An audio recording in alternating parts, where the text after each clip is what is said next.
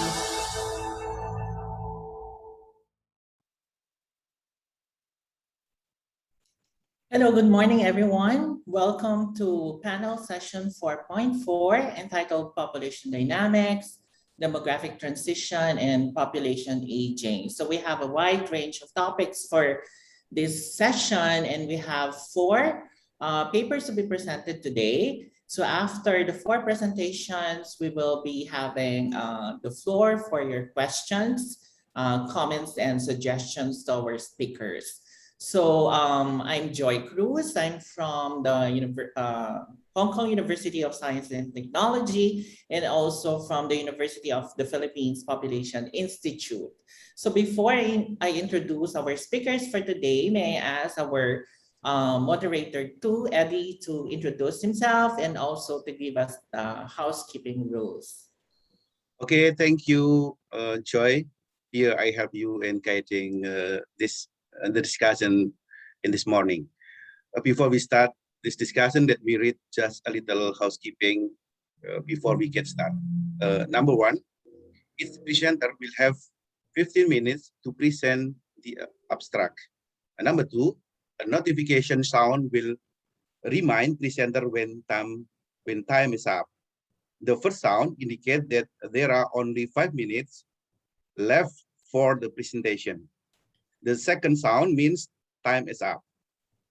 Number three, if any technical problem occurred to the current presenter, he or she needs to do the troubleshoot in the background, and the upcoming presenter must take over. And number four, if there is any questions during the presentation, please type into the chat box in your Zoom control panel.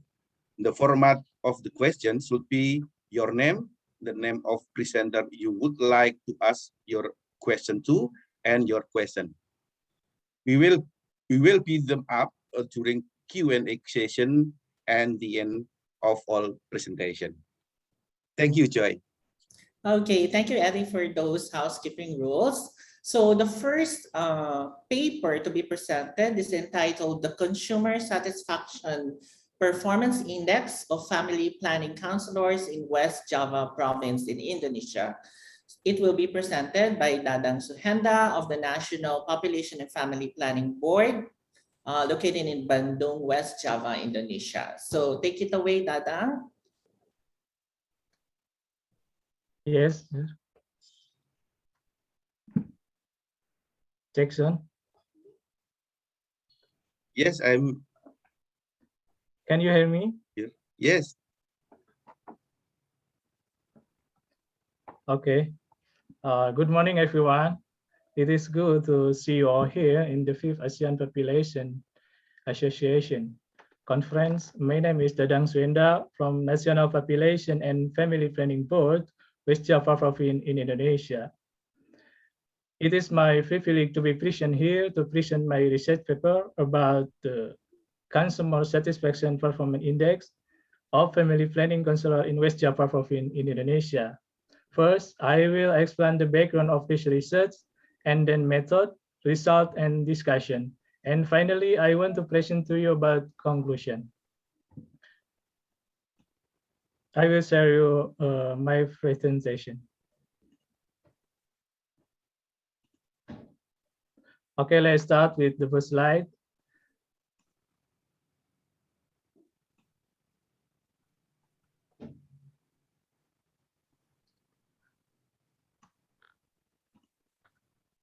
There have been several studies conducted on family planning counselors, penyuluh keluarga berencana or PKB, in their role of supporting the success of the population, family planning, and family development program in Indonesia.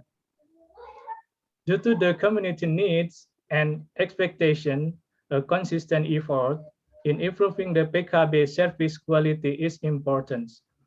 Therefore, the PKB will be able to provide a fast, affordable, accountable, simple, and well-prepared service. Moreover, the study by Laila Tusturia 2012 recommended the revitalization of PKB rule by implementing the 10 PKB steps. The study found that improving the quality of service through 10 PKB step is a continuous and simultaneous requirement in order to provide a quality service. After the diversion of PKB into the central officer signed 2016, there has not been much study about the PKB performance in accordance with the 10 steps of PKB. According to the decree of the Indonesian Minister of the State Apparatus and the General Guidance for the Public Satisfaction Index for the government agencies by Kemenpan number 25, 2014, it is stated that in order to achieve the expected quality, the government apparatus needs to continuously improve the service provided. Therefore, as to evaluate the quality of service, it is deemed that the performance of the PKB of BKKB and West Java Province to be measured. Now, let's move on to the next slide. The study method is descriptive, comparative, and verification through a random sampling survey using a 9 Likert scale. Data collection was performed using a questionnaire. The study consists of constructing study design, constructing the study instrument, sampling technique, data collection, data tabulation and analysis, and interpretation. The data collected for analysis consists of primary data, which was obtained through interviews using questionnaire and field observation. The respondent was randomly selected based on the region of the service unit. The population and sampling were chosen using the sample table of Grady and Morgan. Considering the unpredictable number of formal and informal figures of the community, as much as 1,005 respondents were taken. All those respondents represent 7 municipal or districts with the highest number of PKB, with 108 and 5 of the respondent in each sampling location. Have a look to this table. In general, it is shown that the consumer satisfaction index of the PKB performance in 2018 is 71.89. Based on the Fermentpan RB number 14 2017, the score within the interval 65 until 76.6 categories as C, which means fair performance. Each of the elements unit score is shown in the table 1. Based on the service element, the time of service shows the lowest score as much as 0.29. With the average of score is 2.64. Now you can see the table 2. Out of 10 steps of PKB, only 2 indicators are measured as adequate or satisfactory, which is the informal figure approach and the monitoring and evaluation of the record and reporting. Meanwhile, the data mapping, informal figure approach, village level meeting, affirmation of agreement, exemplary communication, information, and education, contraceptive service, which steps are under satisfactory. Let's turn to the next slide. A study conducted by Adang 2015 in the evaluation of the PKB competency in West Java province point out that the PKB does not meet the competency required as the data standard list in the SK Mempan number 122 2004.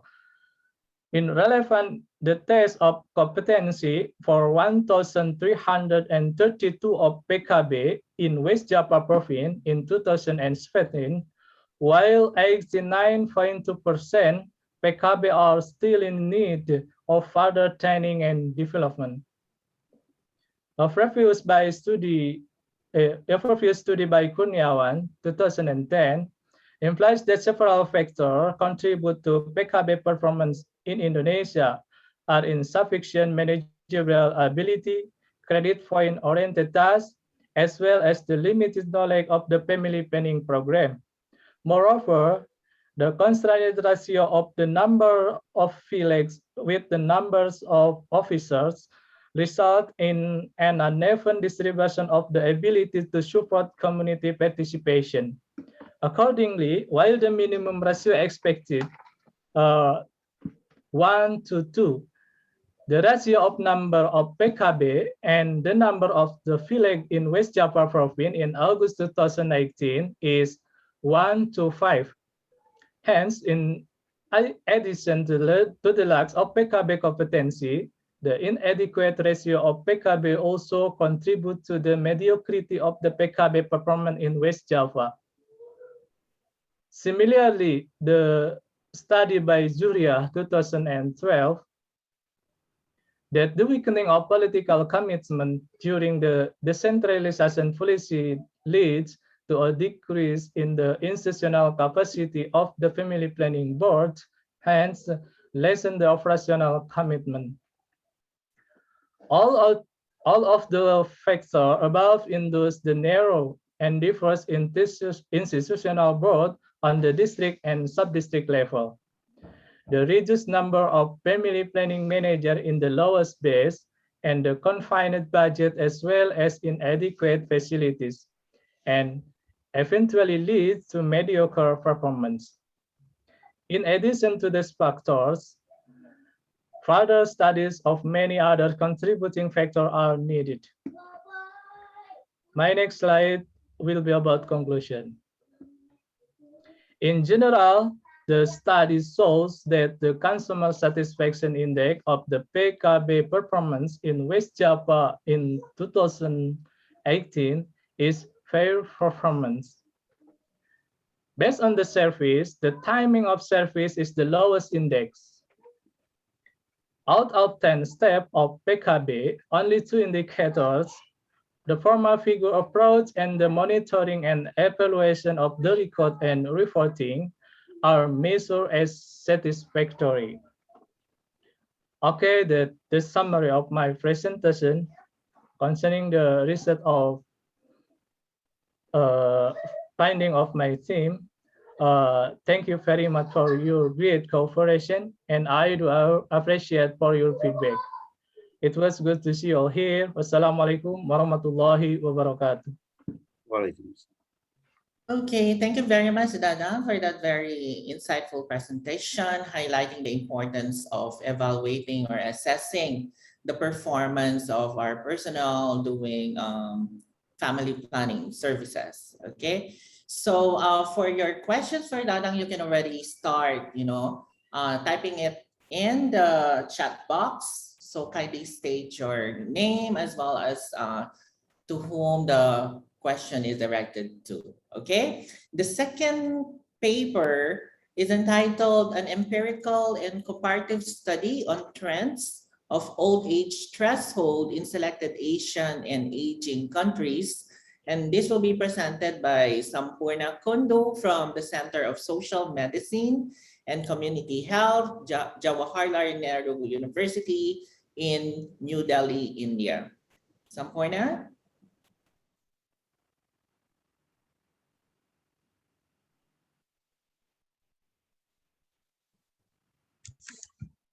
Hello, am I audible? Yes, we can hear you. Yes. Good morning, everyone. I am Sampurna Kundu, and I am from Jawaharlal Nehru University, Center of Social Medicine and Community Health. And I will be presenting on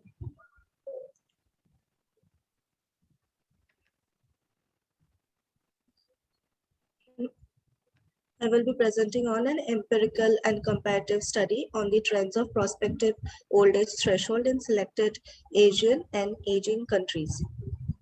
I'm sharing my screen.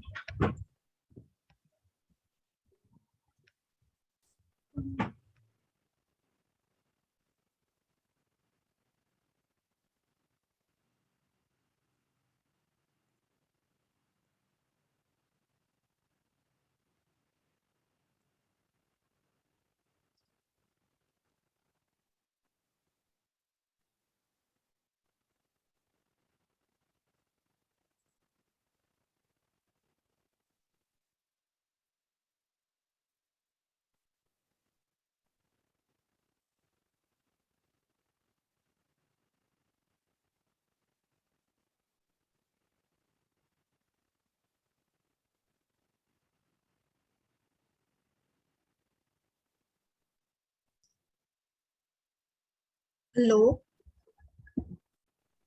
Hello. Yeah, we can hear you, Sampurna. Can I please request to play my pre-recorded presentation? Because Okay. due to certain background, because it's Can early we in the request our technical team to show the presentation, the recorded presentation of Sampurna? Hello everyone, I am Sampurna Kundu, a PhD scholar at Center of Social Medicine and Community Health, Jawaharlal Nehru University, New Delhi, India.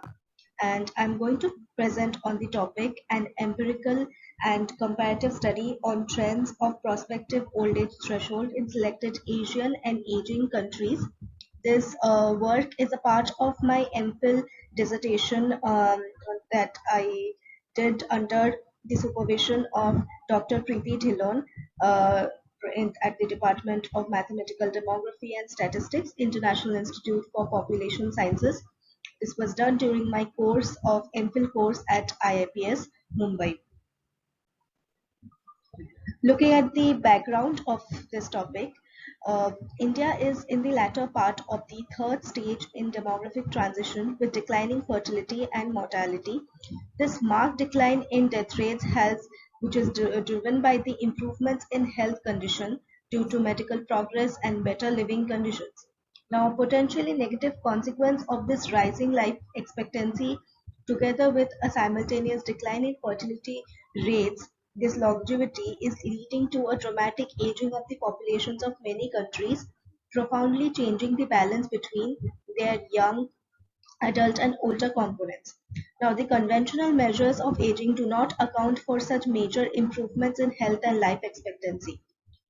Ryder had suggested that old age threshold should be defined based on some hypothesized remaining life expectancy rather than any specific chronological age. Sanderson and Cherbourg in 2005 and 2013 had then extended and generalized Ryder's idea. They had defined the characteristic equivalent ages as chronological ages at which a measure of some characteristic is held constant. So the ages that are obtained when life expectancy is the characteristic is held constant is referred to as prospective ages, and measures that use them are called prospective measures of population aging. Now, the basic idea behind the prospective age approach is that suppose for a certain country, a 65-year-old person in 2000 is in the year 2000 is likely to be very different from a 65-year-old person in 2020 because of the increase in their life expectancy over time, and also because a person's behavior is influenced more by a person's expected remaining years of life than by a person's previous years of life. Now, hence, for a certain country, a person with 15 remaining years of life in 2000, in the year 2000, is considered closely comparable to a person with 15 remaining years of life in 2020. So using this prospective age instead of chronological age is a way to implement a population-based concept of old age that accounts for the improvements in health and life expectancy. A fixed old age threshold for distinguishing people as old does not really account for the huge variability in the life expectancies at older ages across countries and over time. So by redefining aging based on a fixed RLE, the prospective age approach proposed a dynamic old age threshold that changes over time by accommodating the improvements in life expectancies of the populations over time. The objectives of the study is the study reevaluates demographic aging in some of the South Asian countries like India, China, Pakistan, Nepal, Bangladesh, and Sri Lanka, along with two of the topmost aging countries like Japan and Italy, using the prospective old age threshold based on the remaining life expectancy and compare it with the old age threshold based on the remaining life expectancy at 15. The study also proposes an adjustment of the RLE 15 measure taking into account prospective age and changing RLE over time, which is suited for cross-country comparison. We aim at comparing the old age thresholds computed by these two methods. The data source. In order to achieve the objectives for the study, life expectancies for these 8 countries, age-wise and gender-wise, data was obtained from the databases of UN Population Division 2019 for the years 1950 to 55 to 2015 to 20. So the computation of the prospective age is depicted in the first figure, in which the leftmost pair of figures shows 2 columns of a life table for a person of age small a in the index year. The first column contains the person's age and the second the life expectancy at that age.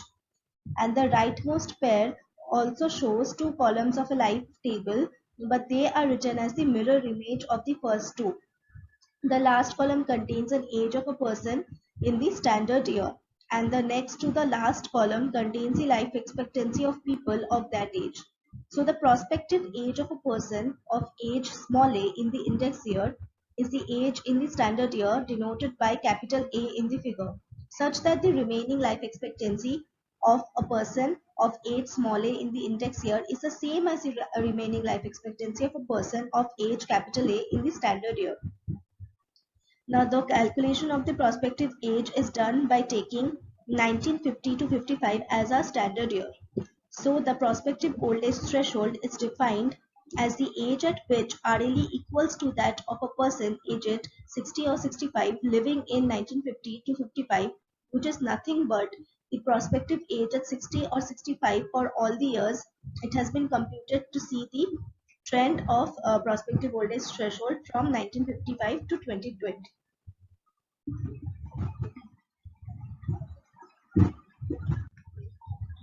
To get the exact age at RLE 15, we use mathematical interpolation shown in the second diagram in this way using this formula to get the exact age at RLE 15. The prospective old age thresholds, which is calculated as the prospective age taking 1950 to 55 as the base year and 65 or 60 as the standard age during that period, that too for different countries for comparison with India, tells us where India lies in terms of aging in a world platform and also gives a pattern and trend over the years until the present times. So if we take the standard old age threshold during 1950 to 55 as 65, the prospective old age threshold of India has grown linearly from that to now approximately 73 years. So we can say that a person who is 73 years old now is similar to a person who is 65 years during 1950. So Japan has shown to have the highest prospective old age threshold in this context during 2015 to 20 of approximately 78 years. Also, China and Bangladesh have reached near to Japan of about 77 years. China has shown to have a sudden drop between years 1960 to 65 and then again rose about to 70 years in 1970. Italy comes next, where we see it has a prospective old age threshold of about 74 years in 2015 to 20. Nepal and Sri Lanka has a prospective old age threshold around 72 years and 73 years. Sri Lanka has had a sudden fall during 1995 to 2000 and again it kept on increasing. Pakistan has shown to age quite slowly as seen from prospective old age threshold trends over the years, which is around 68 years during 2015 to 20. So basically, in comparison to a 65-year-old person during 1950, which was usually considered as standard old age threshold worldwide, we observe that how in present day a person will behave that old in which age after incorporating the changes in life expectancies. Another way of defining prospective old age threshold in which we used 60 year as the standard during 1950 to 55, then calculated the prospective age adjusting the changes in life expectancies.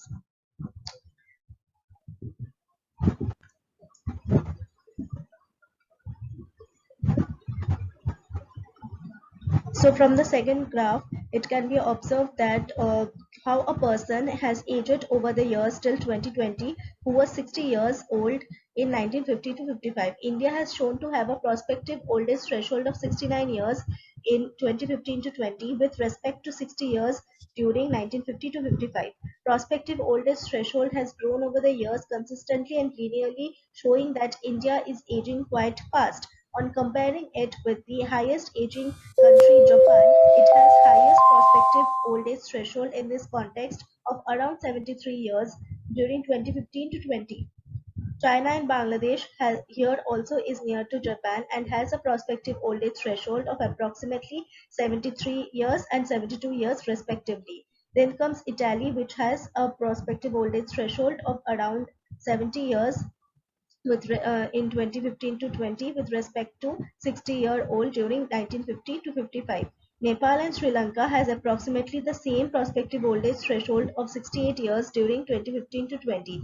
Lastly, here also Pakistan has a very slow trend of aging, which is now having a prospective old age threshold of around only 64 years. So the overall pattern in both the figures, the pattern of aging is the same for all the countries, and India is quite near to the top aging countries, which is Japan and Italy. Coming to the old age thresholds, which are calculated based on the remaining life expectancy 15, which is another prospective aging measure which was defined earlier in literature. So from the estimates presented in this graph, we can observe that Japan and Italy being the top two aging countries according to the World Atlas ranking, and also observed from this method as well. It is observed that previously in 1950s, Italy was above Japan in terms of old age threshold using RLE 15 method, which was 63 and 61 years respectively, which increased over time, and now Japan has overtaken Italy with an old age threshold at remaining life expectancy 15 of 74 years and 72 years respectively. India has increased from 54 years in 1950 to 55 to now approximately 64 years. Among the South Asian countries shown here, Sri Lanka, China and Bangladesh shows a higher old age threshold by this RLE 15 method, with ages approximately 68, 67 and 66 years respectively. Well, the change of old age threshold in Pakistan over the years is the lowest, that is from 60 years in 1950s to 64 years in recent times. Almost all the countries, including Nepal, has shown to have increased in shown to have an increase in old age threshold with respect to RLE 15, a change of about 10 years from 1950 to 2020, except for Pakistan, which has grown only with a change of about 4 years. In comparison to the previous method, in which the standard old age was 60 and 65 was fixed and the prospective age was calculated over the years adjusting for the changing RLEs, this method fixes the RLE at 15 and computes the old age thresholds with respect to it.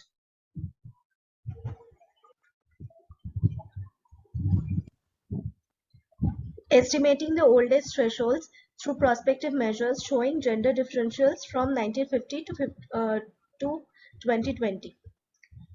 So we observe from here that taking 65 as a standard old age during 1950 to 55 and then computing the prospective ages over time gender wise gives us a picture of how there is a differential over the years till 2015 to 20. Given there was no gender gap during 1950 to 55. Observing India, we see that there has been no such gender gap in terms of prospective old age threshold. Both for male and female, it has increased over time with very slight gap of just half a year. Similarly, it was for China and Nepal as well. There is no such significant gender gap over the years. The gender gap of prospective old age threshold has been observed in Pakistan with a gap of 3 years between male and female. Also for Bangladesh, the gender gap was 4 years between female and male. Japan and Italy too had a gender gap between female and male of around 3 and 2 years respectively.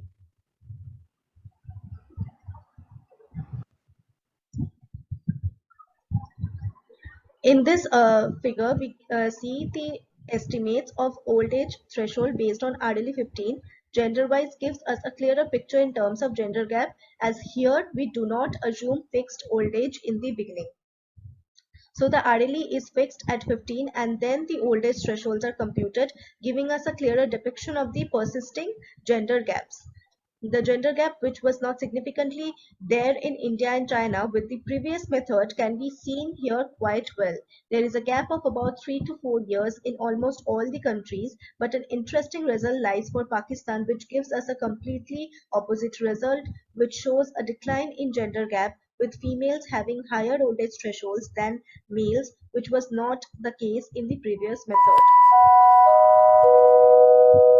So in this case, we can say that for showing the gender differential part, this old age threshold using the RLE 15 method is a better approach. Coming to the discussion and conclusion part, so the remaining life expectancy, which was taken as 15, was chosen by Sanderson and Sherbab in 2017 as it was the first, it was the life expectancy at age 65 in many low mortality countries around the year 1970.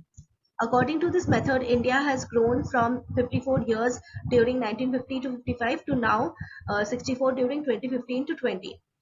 Now this RLE 15 method, though it accommodates for the changing old age thresholds according to a fixed RLE of 15, the selected selected 15 as the remaining years of life was based on low mortality countries, and it was not apt for comparing different countries or regions.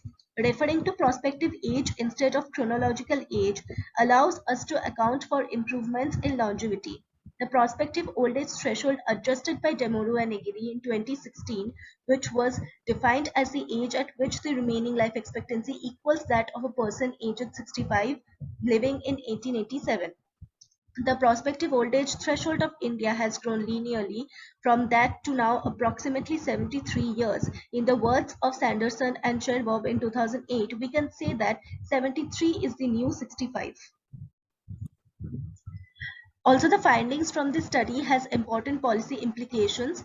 The Finance Ministry's Economic Survey of India in 2018 to 19 suggested that the government should increase retirement age from the current age, which is 60 years in India. This survey did not mention what the new old age threshold should be, but it catered to the pensionable reforms undertaken in UK, Germany, China, and Japan, which are gradually increasing the retirement age. For instance, in the case of Japan, it has increased from 66 years to nearly 70 years. This survey also pointed out a higher pension bill for the center, with a higher proportion of the population aging over the next 2 decades. And by the end of the next decade, India will overtake China as the world's most populous country. Simultaneously, the proportion of people above 60 years will increase to, with a population proportion of 60 plus, will inch up to 16% of the India's total population by 2041.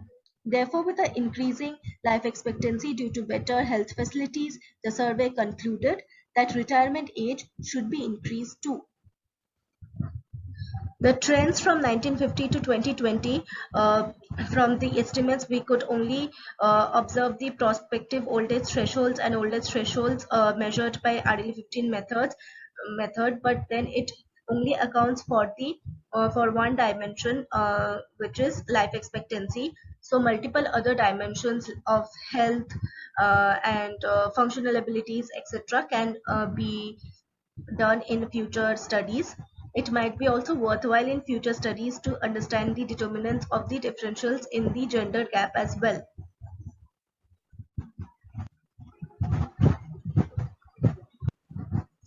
Thank you. Okay, so that's the end of Sampurna's presentation, very detailed presentation highlighting the importance of taking into account improvements in remaining life expectancy, which is, being used in calculating prospective age or prospective aging. So that's a very interesting paper. Now we move on to the next presentation entitled "The Study of the Spatial Distribution of Tertiary Educated Populations in South Korea and Taiwan using the LinkedIn advertising platform." And this will be presented by Nayang Heo from the Asian Demographic Research Institute in Shanghai University in China. Nayang, take it away. Hi. Okay, so, I'm going to share my PowerPoint slides here now.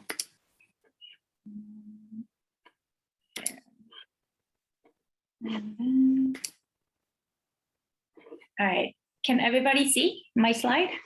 Yes. Okay, see. good. Okay, so hey everyone, so my name is Nayang He, and I am at Shanghai University, and then so these are my co-authors, Xinxie Chang and Guy Apel, and then we studied spatial redistribution, of tertiary educated populations in South Korea and Taiwan using the LinkedIn advertising platform. So I guess I need to give you some background information before we move to the main contents of our study. So why are we focusing on the tertiary educated people and also the university in different regions? So I think many of you might know that high quality universities bring benefits to the regions as well as attract skilled individuals because they often promote the economic growth of the whole region where they are located. And also oftentimes they have a spillover effect to the neighboring regions as well. So it is not only that only that specific region is benefiting, but also other regions surrounding that region is also benefiting from the universities, especially if the universities are highly ranked or have good facilities and research institution. And oftentimes there's some businesses going on around the campus area, and then a lot of collaboration is done within university and around the universities as well. And then a lot of companies share the research facilities in those universities as well.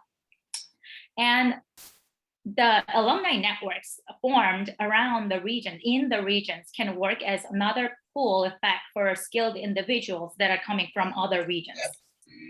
Okay?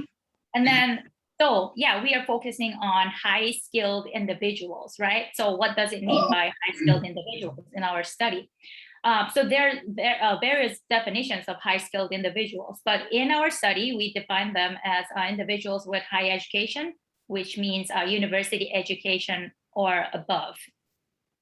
And the reason we are focusing on these people is because these people tend to be highly mobile and tend to move further than other migrants because they are willing to do so. And then they're more, I guess, motivated to move for job reasons or education reasons. And then these people can contribute to region development and downfall as well. So these studies on high skilled individuals and the factors on their move on high skilled individuals have been mostly done in the US and Europe. So, but then Asia is left underexplored, let alone Korea and Taiwan, right? And the reason why we are focusing on Korea and Taiwan is because those are the two regions that are significantly losing their population based on their natural increase. And then, migration might be the most important factor in the coming future for them, for their population to change. So there are some determinants of skilled, should I just turn off my video? Okay, so because I keep seeing my face when I'm presenting, but I don't know if everyone is seeing my screen or not. Okay, I'll go ahead. And so, yeah, there are some determinants of skilled migration from previous literature. And most of the previous literature focused on the internal migrants or the high skilled migrants in different regions. But the current study focuses on the size of the alumni networks from higher ranked university, both in Korea and Taiwan. So the focus is a little bit different in our study. They are not technically migrants, but they're more like alumni networks. And so from previous studies, because we couldn't find the studies based on our topic, there are some common determinants for high skilled individuals, such as gravity variables, traditionally distance and population sizes. So distance might have negative effect and population sizes might have positive effects. So that's the basic gravity variables, right?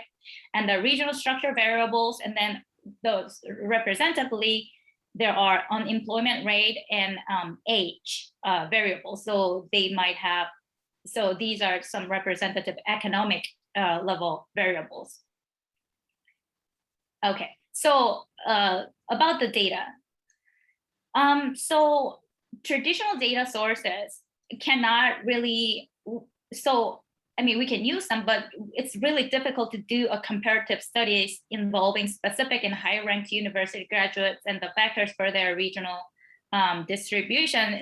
This is because the data provided by the government are usually simple aggregates, and they're not really broken down by many characteristics that we want to utilize. And so alumni network, by the way, are not really easily gathered with traditional approaches, because most of the time universities are highly protective of their alumni information, and that's why we are trying to use LinkedIn advertising platform. And also it's kind of time consuming as well if you want to collect it ourselves. And so we use some new data sources. So the benefit of social network data sources is that they are timely. So they are up to date, right? And then they have wide coverage, and then they can be accessible at a lower cost. And so, for example, social media platforms like Facebook, Twitter, Yahoo, and LinkedIn, which we are using, they can have this kind of information we want. But there are some limitations as well because they are lacking individual level demographic data, and then they might not be always representative of the total of the real population. So quantifying the data set is needed when we are doing the studies.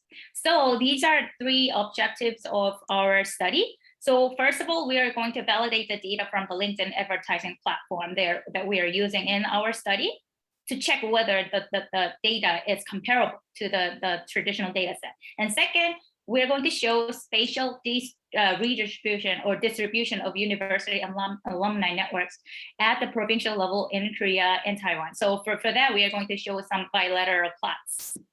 And lastly, we are going to explain the size of university alumni networks in a bilateral multi-level regression model to just see if we can really use the LinkedIn data set as a dependent variable or migrant size with some potential determinants. All right, so these are some data sources. I'm not gonna go through the detail, but audience data, so we call it audience data, but we got it from LinkedIn advertising platform. So we set the targeting criteria. So for example, we chose people who completed a course from a specific university from a region, and then we see their current city, right? So these are our targeting criteria. And then the other variables here for the regression models, we use all kind of different sources, government sources, and also the internet sources as well for the high-ranked universities. So for high-ranked universities, I think 27 in Korea and about 21 universities from Taiwan are included in this 1,000 top university rankings. Okay, so first one. So we are trying to visualize the tertiary educated people. So we are showing the comparison between the LinkedIn audiences and the regional population with tertiary education. So we are just comparing the corresponding measures, right? So here. So the y-axis is the LinkedIn audience size, and then this is a population size from that we got from the government data sources. So, and as we can see, so this is South Korea, and then this is Taiwan. So we see high the measures. Both measures are highly similar to each other, right? So the high correlations for the different cities. For Taiwan as well, even though the LinkedIn audience here is kind of less representative for this region, but other than that, high similarity. And the other plots as well. So this is a comparison between the LinkedIn high-ranked university audiences and the university student population sizes from the government data sources.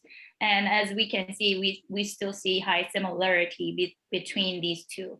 There's some over-representation or under-representations for some of the regions. This is depending on like how many people are using social networking platforms, right?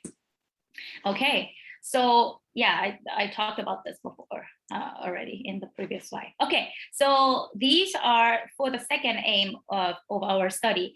So this is a bilateral combinations of university and the regions. And then same color means that these are the university names. So these are the universities, they are in this region, right? So these are all from all in Seoul region. So if you think about the migrant origin and destination, this would be the origin and this would be the destination, right? because we are not white migrants, so we are just using the combinations, right? So most of the people, most of the flows, or most of the combination alumni networks are currently staying in the same region as the university regions, right? And so most of them are staying in the same region. And this is the same for Taiwan. So this is for Taiwan.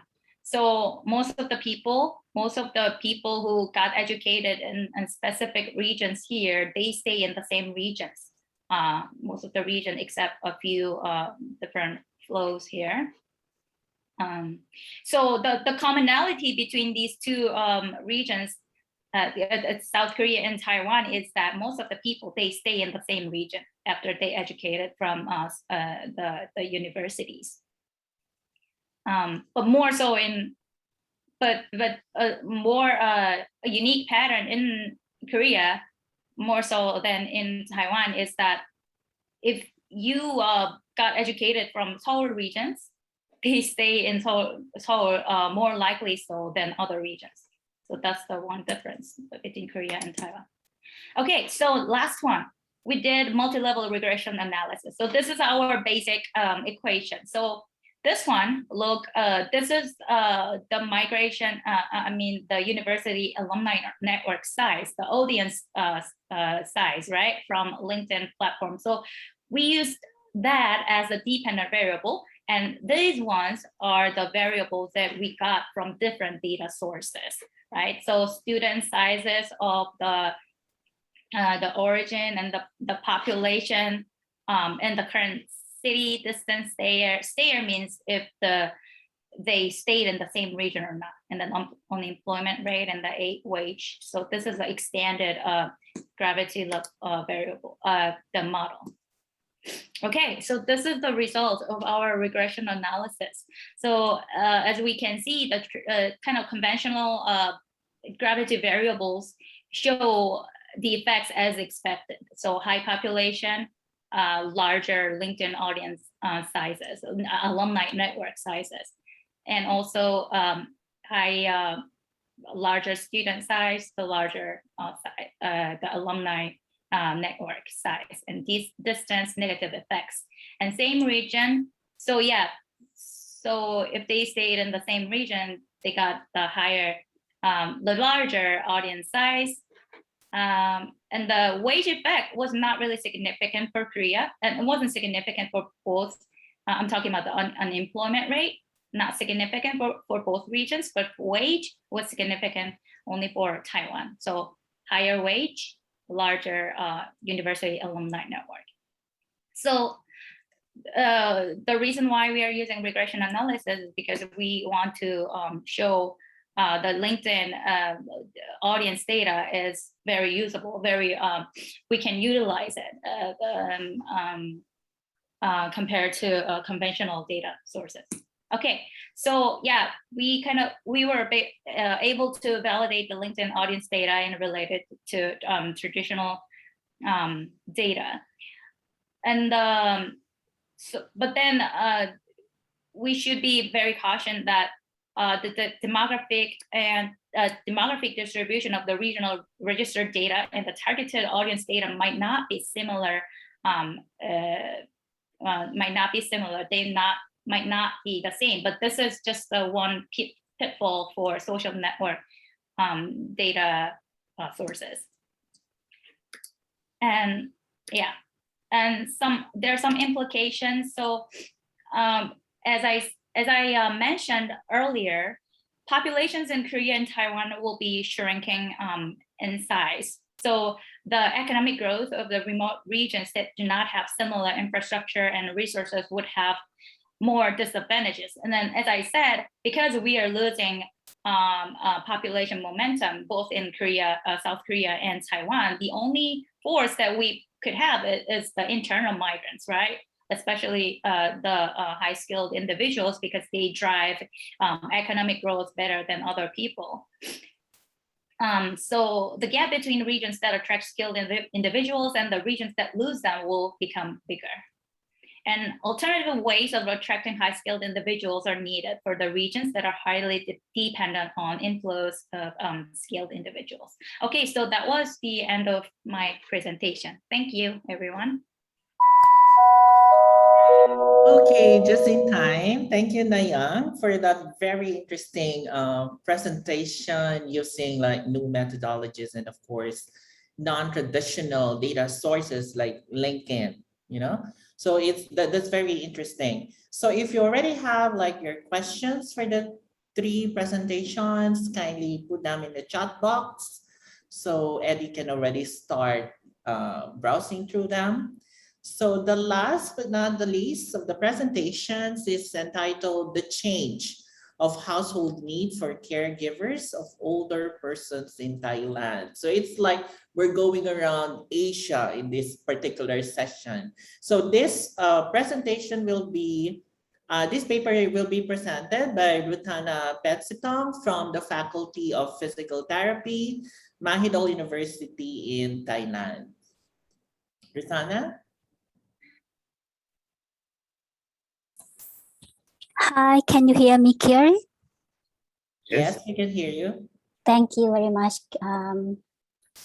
Let me share.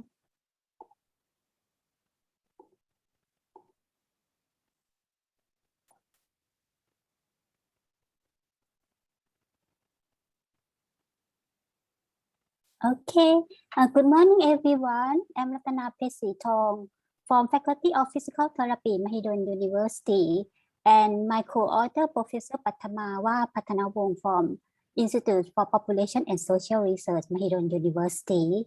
Today, I'm glad to be here to present our research titled The Change of Household Need for Caregiver of Older Person in Thailand. Population aging in Thailand is acute by the day. It's occurring faster than developed countries in the past. In 2019 is the first year of that Thai older persons outnumber children and project to be 3 times by 2050. This implies that there will be urgent and vast needs for caregiver of older people. Care for Thai older people focus on home-based and community-based care. The preference of the older people is to stay at their home rather than move to few long-term care institutions that exist. Previous studies have a number of limitations. They were limited to individual level and lack evidence on household need for caregivers of older persons by areas of residence, regions, and household characteristics.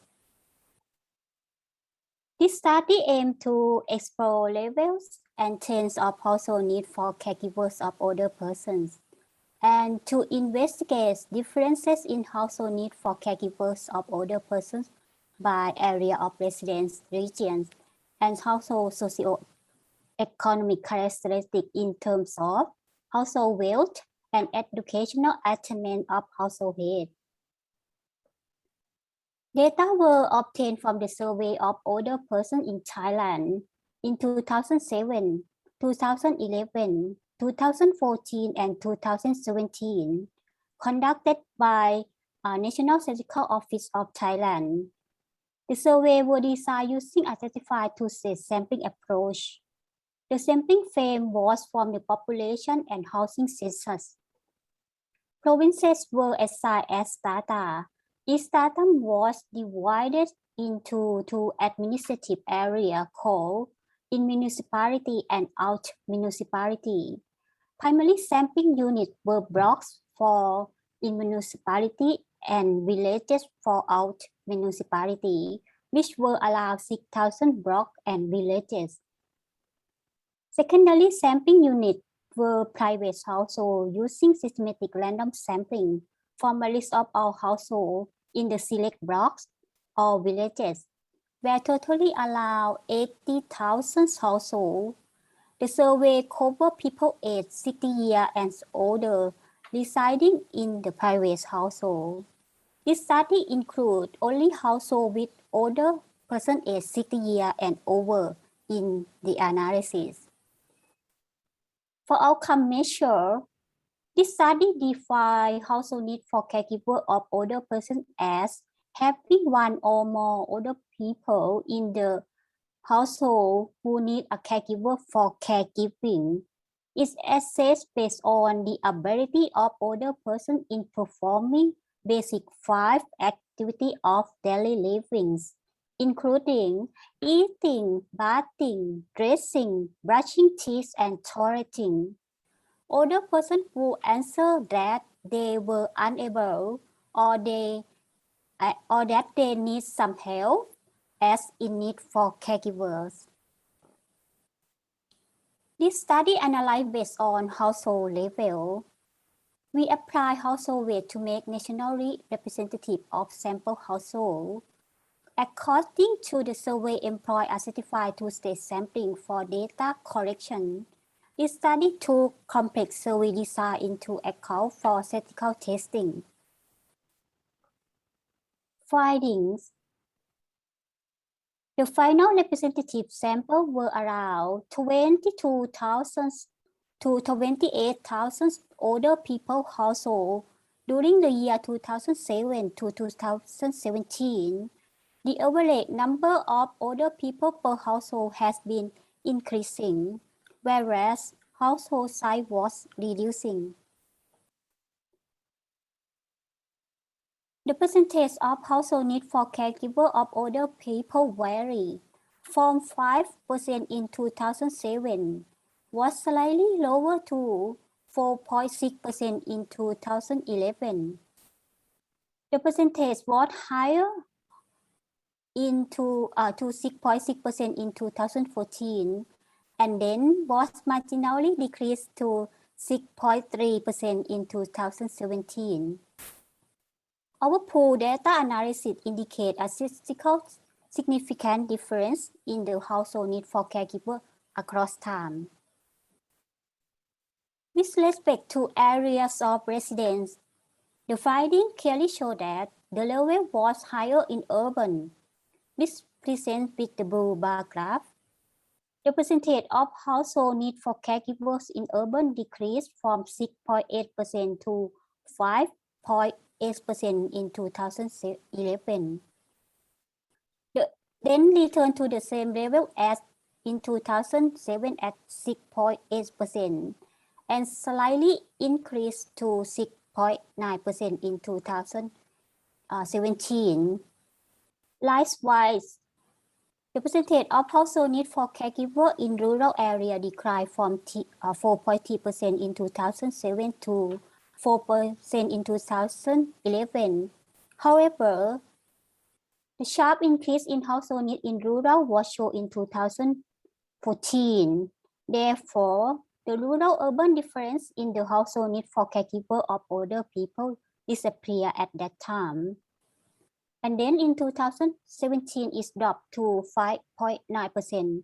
Thus, the household need for caregiver between urban and rural was significant difference again.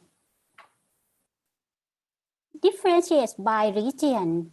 Bangkok has the highest preference of older people household need for caregiver over time. The proportion were around 8 to 10%.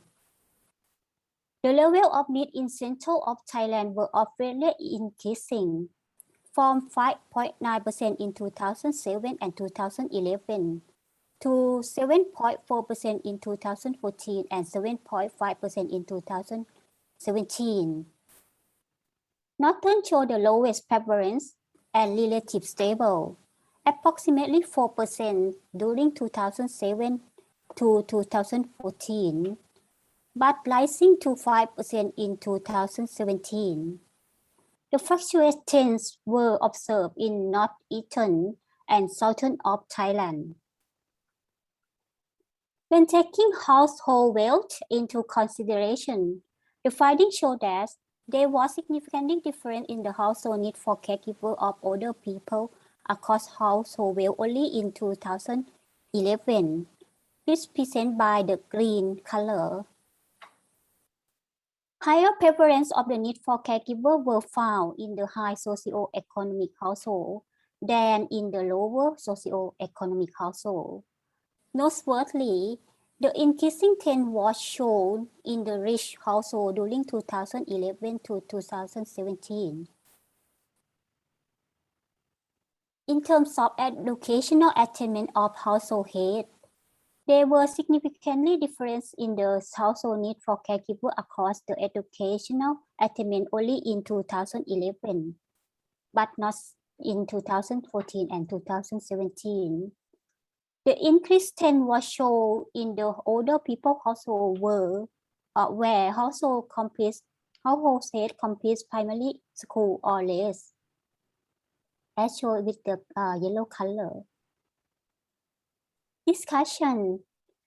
Despite this small percentage, the increasing trend of the older people household need for caregiver has been observed.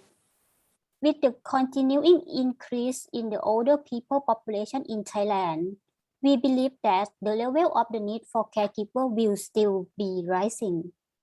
Importantly, our findings indicate Thailand should be aware of geographic difference in the need for caregiver of older people household. Variations in the household need could be clarified by area of residence and region. By area of residence, level of household need for caregiver was higher in urban. The potential explanation for this is that modernization have been argued to lead a lower co-resident and higher invisible vulnerable older people. There was evident co-resident household has a positive impact on health status of the older people. Some studies found higher urbanization were associated with environmental-related morbidity of older people. However, it is crucial to not overlook the increasing need for caregiver of older people household in the rural area as shown in the 2014. The reasons behind of significant regional inequality of the household needs are that the level of mobility and behavioral risk factor of older people were highest in Bangkok and Central region. Thus, it is not surprising that Bangkok and Central region of Thailand had higher preference of household need for caregiver than other regions.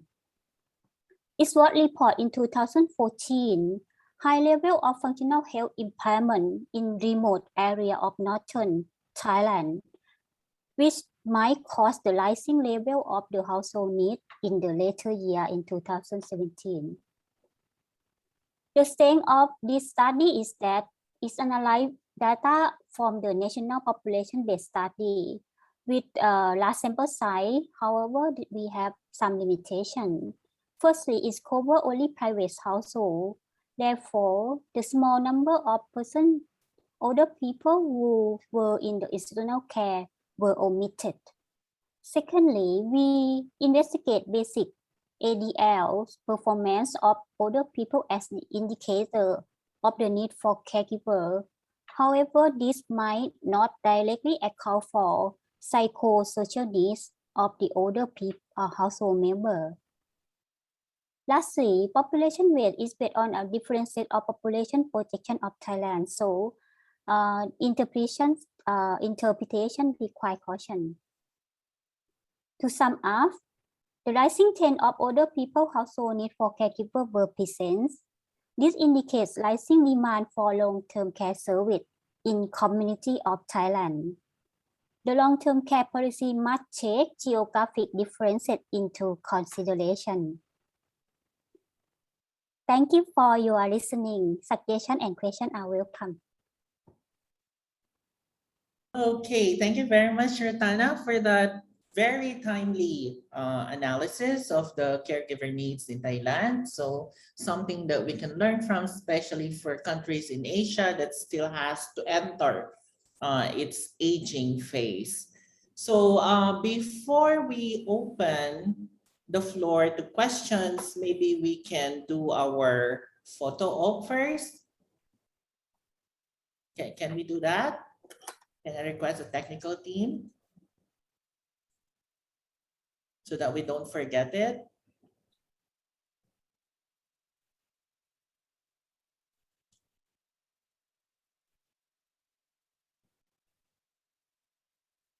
Who's doing the photos?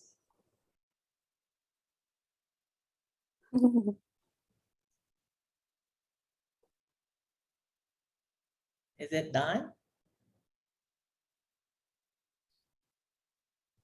Okay, they say it's done. Okay, thank you very much. So now we're going to open the floor for the questions. Eddie? Okay, thank you, Joy. It's look like we have a few questions here to Mr. Dadang. There are 3 questions for you. Do I read all the questions first, or will you be answered one by one? I will answer by one. Okay. Question number 1 from Ibu Umi, CPPS UGM. Satisfaction index depend on the experience, knowledge, and expectation of consumer. How to interpret index value for comparison purposes? How does the satisfaction index related to current use of contraception? Yes, I agree. If the satisfaction index depends on the experience, knowledge, and expectation of consumer. But I researched this based on the variable listed in the Indonesian Minister of the State Apparatus and the General Guidance for the Public Satisfaction Index for the government agencies, Kemenpan number 25, 2014, regulation with 9 elements, namely service requirement, the system mechanism and procedures, time of completion, cost, the clarity of service type, officer competency, officer behavior, courtesy, and facilities and infrastructure. These are the variables that I use to measure the performance of this PKB. Okay, is it clear? All participants? Okay, next question from Pak Syaifullah, BKKBN. Have you examined the comparison between before and after the movement of penyuluh KB from the region to the central BKKBN? I didn't do a comparative analysis between before and after the movement of PKB from the region to the central BKKBN. But there are several studies that can be concluded the performance of during the decentralization period. I like the previous example I have. For example, research by Uki Kusuma et al. However, he said science decentralization policy has been adopted and implemented in Indonesia 2004, later in 2009, it was found that the total number of family planning field workers has been decreased to remain the third from the previous number 35,000 workers before the decentralization took place. Reflecting impacts from this dynamic situation is a stagnant level of Indonesia total fertility rate based on IDHS 2007 data that has been similar to that in IDHS 2002 until 2003 accounted for 2.6 children per woman. A stagnant TFR then may stimulate the fear of increasing TFR after then, when the family planning program performance, including that the performance of family planning field workers are neglected. Okay. And the last question from Rena Dona, UNFPA. Some of the variable in the satisfaction index overlap, such as behavior and courtesy. Please study the possible overlap in the variable that you use. A definition of the variable would be useful. Also, are you planning to check satisfaction data across 2 or 3 time period and in other places? Finally, like Umi, I'm also interested to know how the satisfaction index is related to the use of contraception of family planning in the geographic site. Good input. The same as the previous explanation that this study was based on the Capman Plan number 25, 2014, with variable measure as follows: service requirement until the facilities and infrastructure. The measure and use variable are the standard measurement standards, and I only use it as a scientific basic of measurement. Also, are you planning to check satisfaction data goes 2 or 3 time period and in order place? Inshallah, I will do it. Thank you for your support. Yes, okay. We move to speakers two. Sampurna Kundu. There are 2 questions for you. Number 1 from Chris Cruz from UPPI. And the policy implication of your paper is that it can be the basis for proposing a delay in a retirement age. But to what extent are we assured that the additional years gained over time are healthy years and thus will allow older people to continue working? Studies show that it is possible extension of life are just extension life live in disability. Thank you for the question. And same question has been raised by speaker 3 as well. That and I agree with the points that you have mentioned, that health is an important dimension that needs to be considered.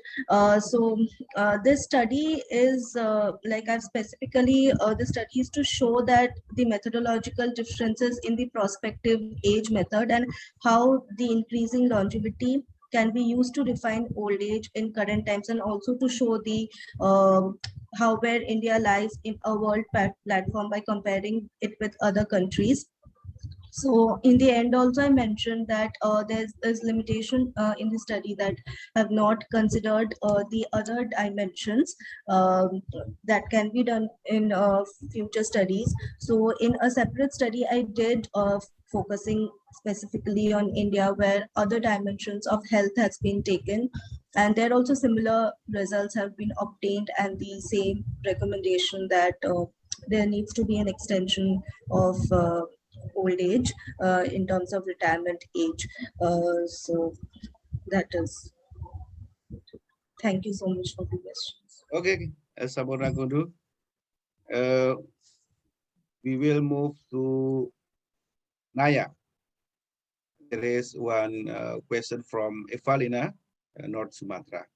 How did you measure to the possibility of underreporting use of social media of your data collection?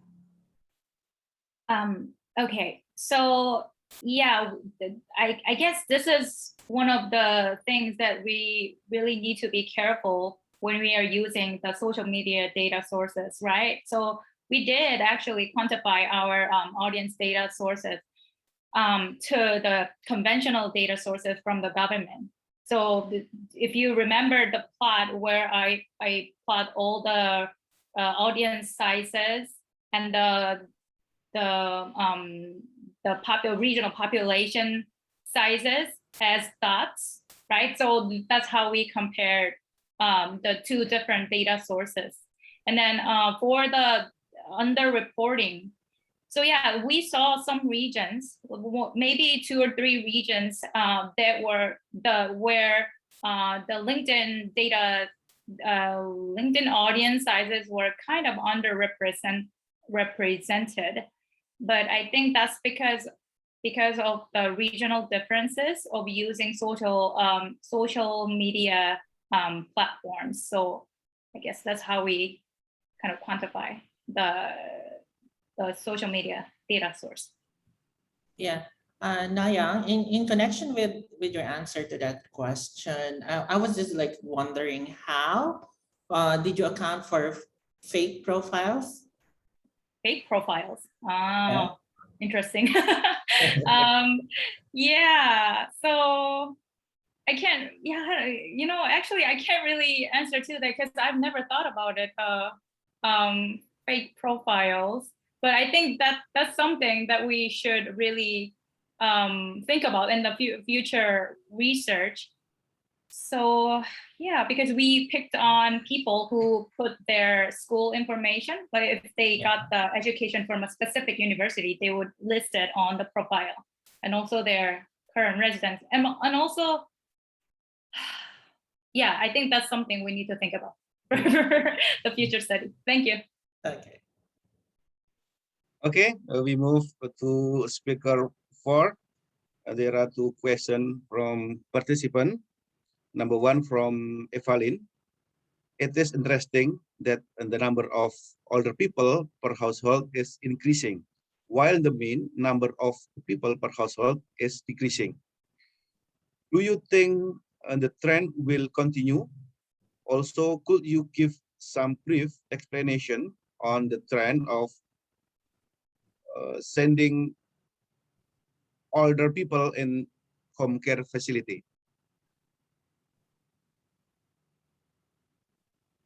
Thank you very much for the question from Sumut that he asked about the trend will be continued. Yes, with the continuing increase of the population aging in Thailand that I show at the first graph, that's about 3 times by 2050 or within these 30 years. So I still believe this why the trend will be increasing. And about the brief explanation for the healthcare facility will be increasing. As I find the report about the healthcare facility is commonly found in Bangkok more than other area, or even in the periphery of Bangkok, like when we around our university in Nakhon Pathom, peripheral of Thailand. Now the number of the home care or some kind of the supplementary care for the older people now increasing. However, for the national preference of the paid care is still low, about 1% or 2%. The paid caregiver mostly from unskilled, and I think the trend will be increasing, but now commonly can found in only Bangkok. Okay, thank you, Rutana. Question 2 from Ibu Anindita, BKKPN. Could you please elaborate more about the cause of high level of functional health problem for older and remote area?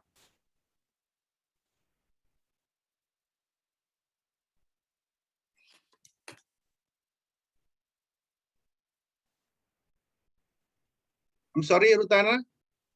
We cannot hear your voice. Okay, sorry. From the questions that I think maybe when I explain about why Northern Thailand have the increasing trend from the stable trend in 2007-2014 and then increased to 5% in 2017. And I refer about the remote area that may have the vulnerable older people in the northern area. So the cause of higher level of functional health problem, as I read from that paper, the first one is about health service accessible is lesser than in the urban or other area of northern. And another one is about family health seeking behavior in the household that's lesser than try to find the way to make them healthier than in the other areas. So the answer is two questions to answer. One is about health care accessibility, and the second one is family health behavior. Yes, I hope I answered your question. Okay, thank you, Rutana. Joy, no more questions again. It's yours. Were we able to ask all the questions for Rutana? I think there are two more. Is it? Yes, The only one two. from ASA and from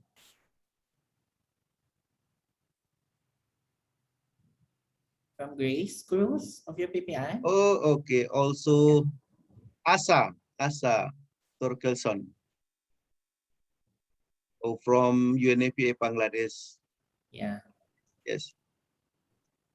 Like Also, the- any expected COVID impact on this? To my question, yeah.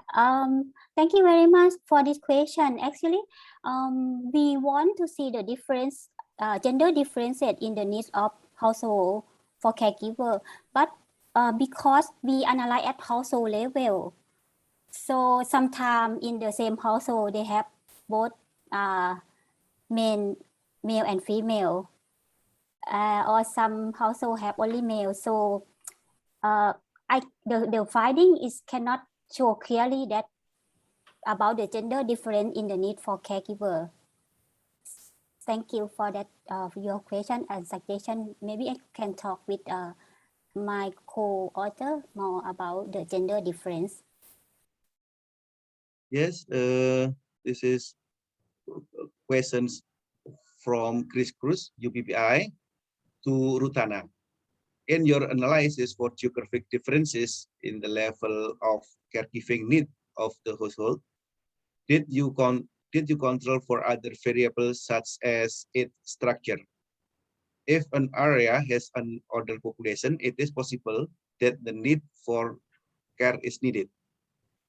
Thank you very much. Actually, in the 2019, we published one paper about the demographic factor that could affect household need for caregiver. And that time we do sub-analysis for the household type into 4 types. That's the type consider about the age group of the older people. First age group is for 60 year to 69, and the second is middle age, 70 to 79, and the other type is 80 plus. So yeah, the demographic or age related to this need for caregiver, as I try to analyze additional to find the reason behind why household socio-economic status have the higher need for caregiver, and yeah, because they have the preference of oldest old in the household are found in Bangkok and central region of Thailand. So definitely age structure is the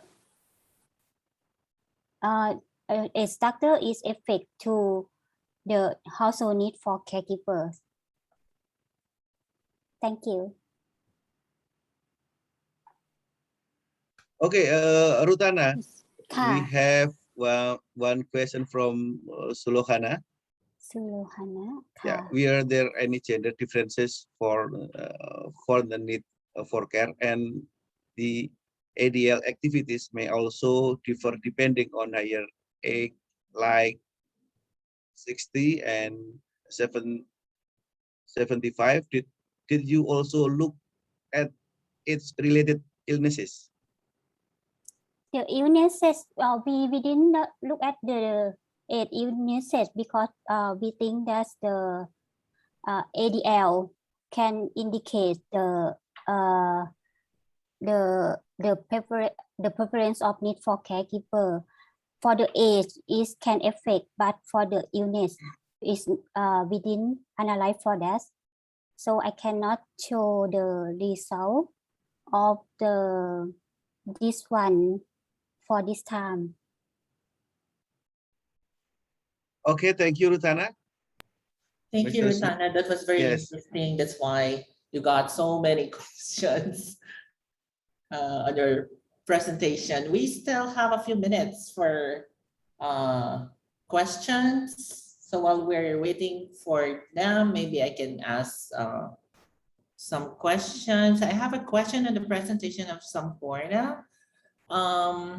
in your findings regarding the gender differentials, using the methodology that, calculating for the old age thresholds, for Pakistan and Sri Lanka,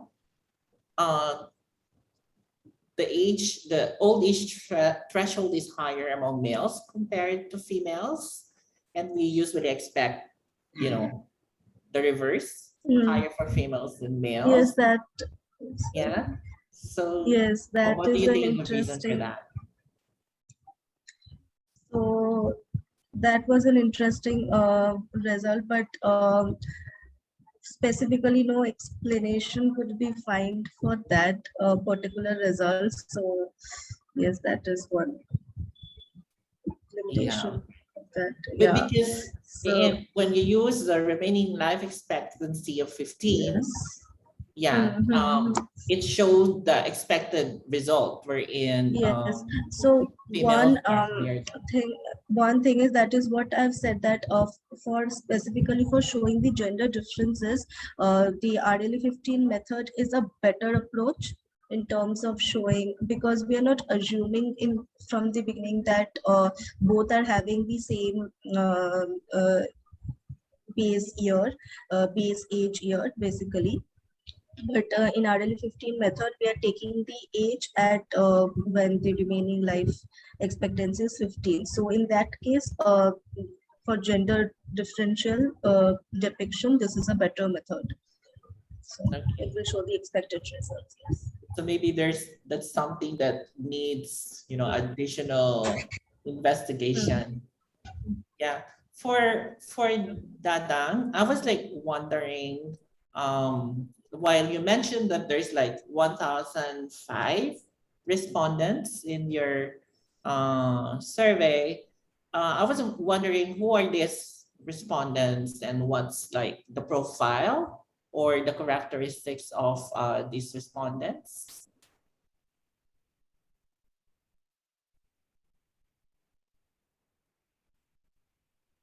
That question is for Dada. Yeah. I was like wondering who are your respondents and what's the profile?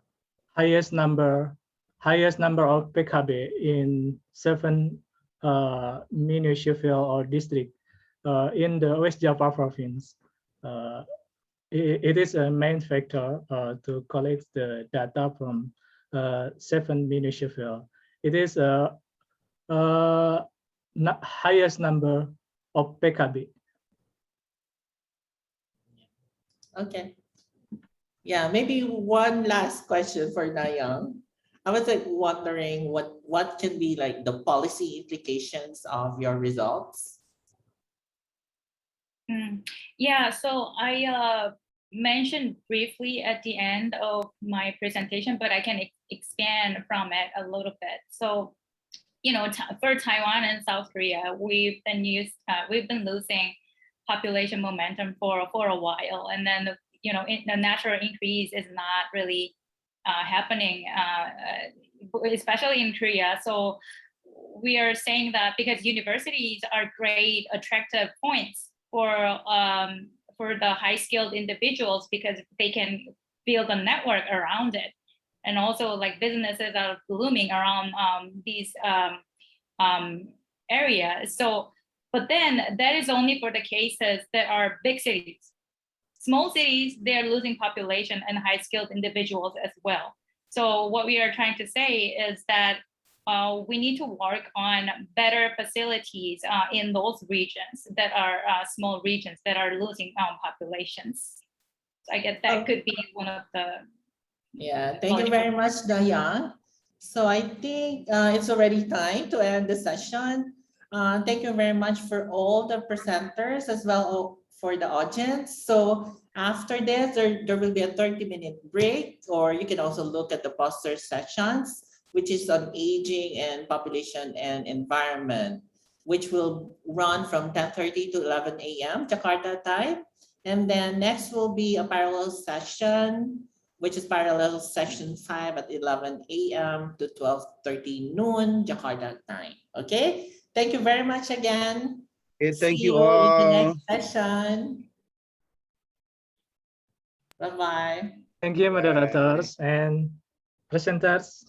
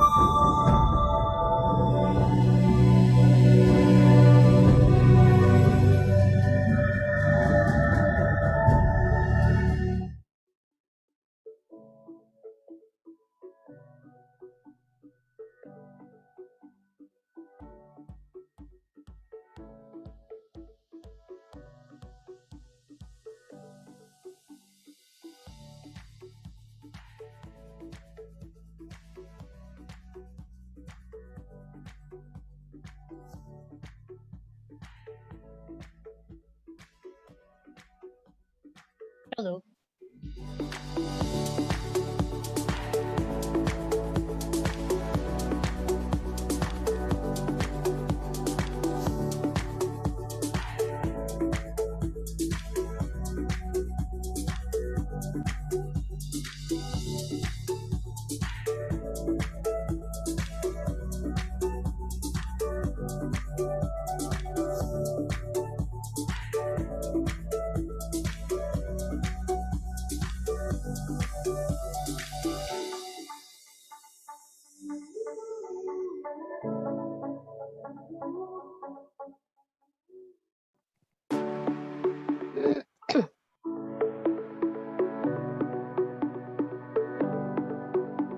Shall we start?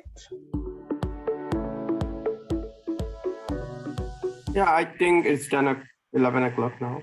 Ladies and gentlemen, may we have your attention? The program will begin shortly.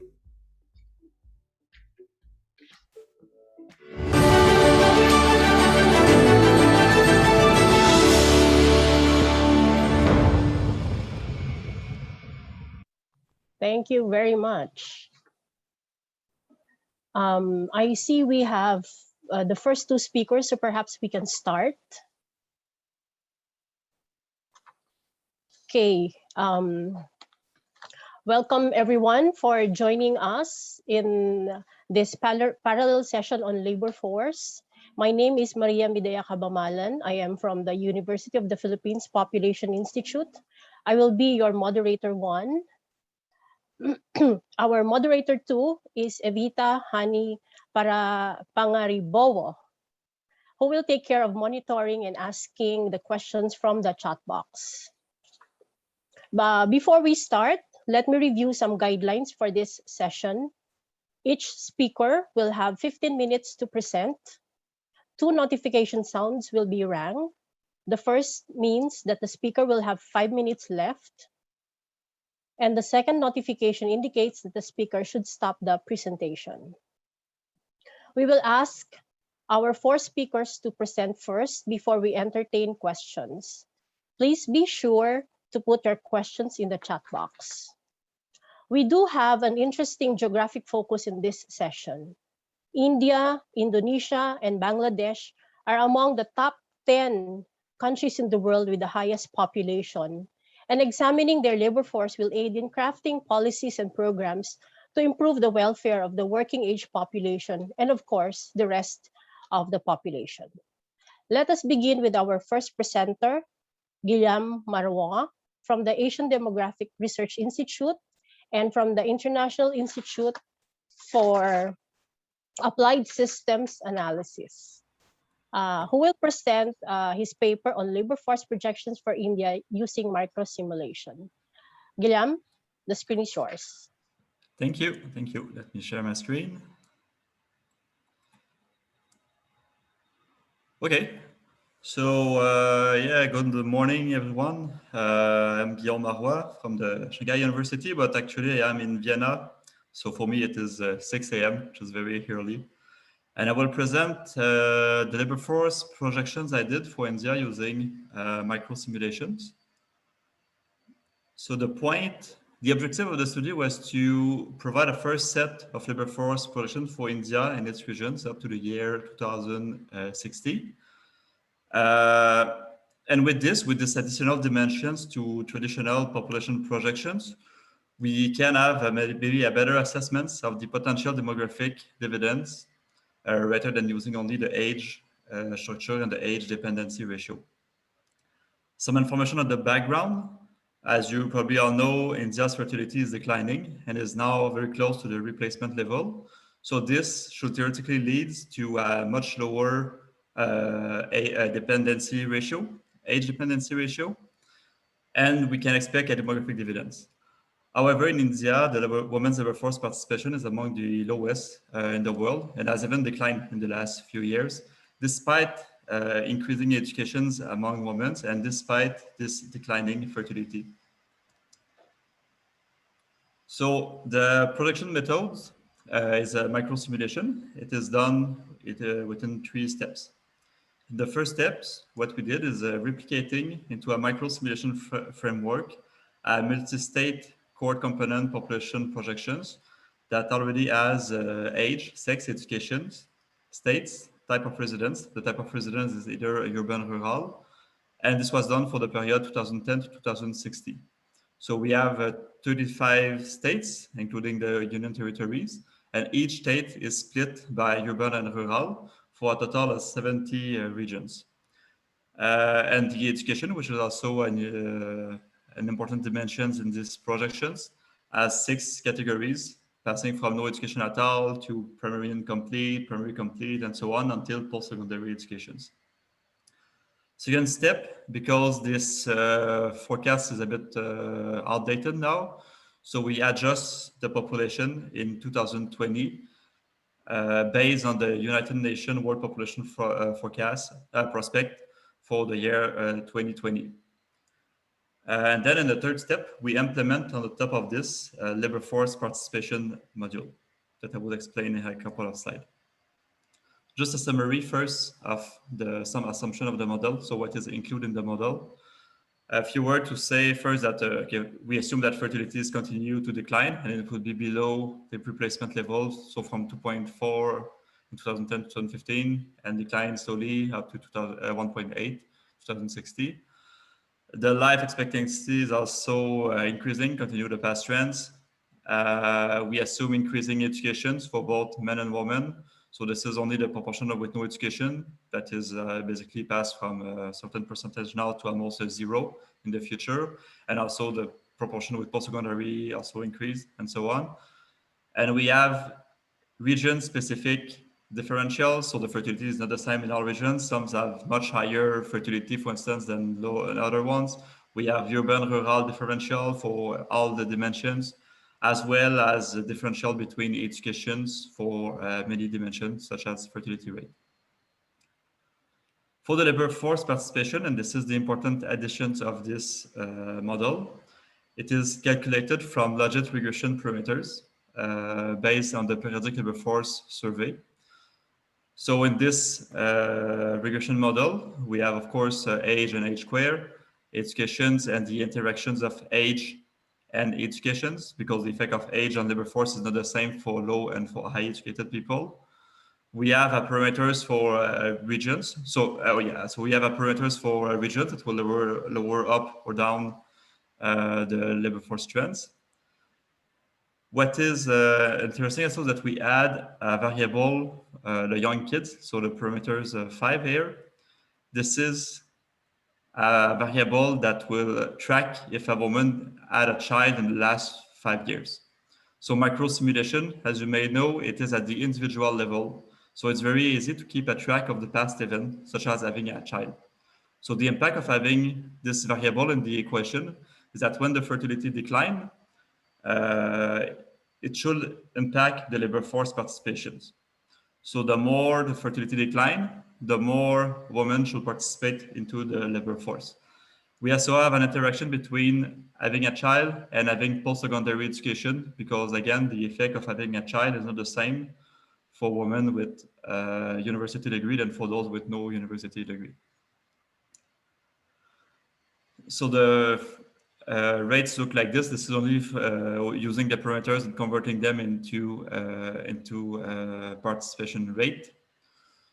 Well, for men first, for all education level, it is very high, almost 100%, except for the young teen and elderly. For women, as you can see, it is much lower, about 3 times lower than for men. And it also follows a kind of U shape. So U shape means that the labor force participation is a bit higher for a woman with no education. This is the green line, and for women with post-secondary education in brown here. And it is the lowest for intermediate education, medium education, such as primary or lower secondary. So which means that when education improve in India, it doesn't lead automatically to an increase in the labor force participations. First, it could be a small decline. So if the educational attainment pass massively from no education to primary, then should impact negatively on the labor force participation. It will only start increasing when women reach post-secondary education. So so this is the standard parameters, and with this we build 3 scenarios for labor force participations. In the first scenario, call this the constant rate scenario. So in this one, we have no change in the labor force parameters. So the parameters that I just showed, we keep this constant until 2060. This is the resulting labor force participation by age. So very few change. There's still a small change, a small decline actually, for the reason I state. So even if the parameters are constants, the population structure change. And because the population structure change by education and by region and by urban rural, then we have a small decline in the labor force participation rate. I didn't show it, but the labor force participation rate is also a bit lower for urban area than for your rural area. And by this dynamic, we have a slight decline in labor force participation. Second scenario is the best region scenario. So in this one, we pick rates observed in the region where it is the highest now, which is Goa. And we assume that all regions will reach this level by 2060. So we did an interpolations between this objective rate in 2060, which are the rates of Goa, and the current rates, and we increase them gradually. So this is on the second graph, the resulting labor force participation. So we have still an important increase, maybe about double compared to now, but there's still a big gap to reach men per participation, which is the third scenario actually. We call this equality scenario. So in this one, the labor force participation increased gradually and reach the values for men in 2060. So this is the resulting rate. This might look ambitious, but I don't think it is completely unrealistic, because in many countries now, labor force participation of men and women are about equal, like in Sweden, Scandinavian countries, about equal. And we are talking about the very far future, not the close future. Okay, some results. On the left, so this is the age structure. So in green, it is the working age populations. In dark orange, the kids, and light orange, the elderly. And the black line, it is the age dependency ratio. So the ratio of elderly and kids on the working age populations. So as we can see, the age dependency ratio is forecast to be very low because of this declining fertility. So below 0.5 for many, many decades still, and very small increase in the next few decades. In comparison, the age dependency ratio in countries like Mali or Niger, it's 0.9. So to be here, so much higher. So in countries that didn't start the decline, it's much higher. In countries that are also struggling with population aging, like in Europe, it will be about 0.7 now already. So again, higher. On the right, this is the result by labor force status. So in orange here, it is the inactive, and in green, it is the labor force. As you can see, there's a big difference when we compare both. And in consequence, the labor force dependency ratio, which is the ratio between the non-worker and the worker, it is much, much higher than the age dependency ratio, about 3 times higher. So it never reached actually very low level as the age dependency ratio. In comparison, the labor force dependency ratio in Europe, which is having now a population aging issue, is still 1.1, so much lower than in India. And the reason of this is, of course, because a large part of the working age population is actually not in the working age, actually not working, which is what I show in this graph. This is the age pyramids for the constant rate scenario in 2020 and 2060. In green, it is the labor force. In orange, it is the inactive populations. And the darker the color, the highest is the educations. So for men, for the working age, almost everyone is working, as you can see, in 2060. But for women, using constant rate, there's a large part that is not in the labor force, despite being in the working age population. So we have results by regions. I won't show them how, just a few comparisons. On the left, again, it is the age dependency ratio in 2060. So the light color are the lowest rates. And the right, it is the labor force dependency ratio. So what we can see is that regions that combines both a low age dependency ratio and higher labor force of women will have the most favorable labor force dependency ratio in the future. So having only a good age dependency ratio is not enough to be among the lowest labor force dependency ratio. We can see it with the state of Bihar. Bihar is forecast to have a very low age dependency ratio, but a very high labor force dependency ratio. So despite having a good age structure, the labor force participation of women is so low that at the end, they still have among the lowest labor force dependency ratio in the future. So now the result for the alternative scenario, the best region scenario. So the best region scenario has a 20% lower labor force dependency ratio in 2060 compared to the constant rate scenario. So the best scenario region is the one with the triangle here. So here I scale everything to 1 in 2020. So if you compare the triangle to the square, we managed to reduce the labor force dependency ratio by 20%, which is still an important impact. And the equality scenario on the side, the labor force dependency ratio about 60% lower. It represents 60% actually of the constant rate scenario and twice lower than the level of 2020. So in this one, we have a clear, very, very strong impact of labor force participation of women on the future labor force dependency ratio, which is kind of the conclusion of this preliminary studies. So the female labor force participation is a better driver, we think, of the labor force dependency ratio than the age compositions. And therefore, it is a condition sine qua non for a country to expect a demographic dividends from its age structure. Actually, they didn't mention it, but the difference in the constant scenario and the equality scenario is much higher than the difference between the low and the high variant of the United Nations population prospect. So in those scenarios, as remember, the age structure of the population is exactly the same. The forecast population in terms of size and vision is exactly the same, only labor force participation of women change. So a small and realistic change in the labor force participation of women can have a large impact on the future labor force dependency ratio and consequently on the potential demographic dividends. I didn't have time, of course, to show you all the possible results. I have many types of results by age, sex, educations, regions. And if you are interested in getting more detail on result, you can please email me at my email address, which is shown below. And this ends my presentation. Thank you. Thank you, Guillaume, for keeping to the time. Let us now hear from our second presenter. Our second presenter is Ubaidur Rob from the Population Council of Dhaka, Bangladesh. He will present his paper on harnessing demographic dividend in Bangladesh. Ubaidur? Yeah, can you see the slides, please? Yes, we can. Thank you very much. As my earlier speaker was talking about, India, as you know, Bangladesh is near to India. Bangladesh having one of the fastest economic growth in the last 10 years.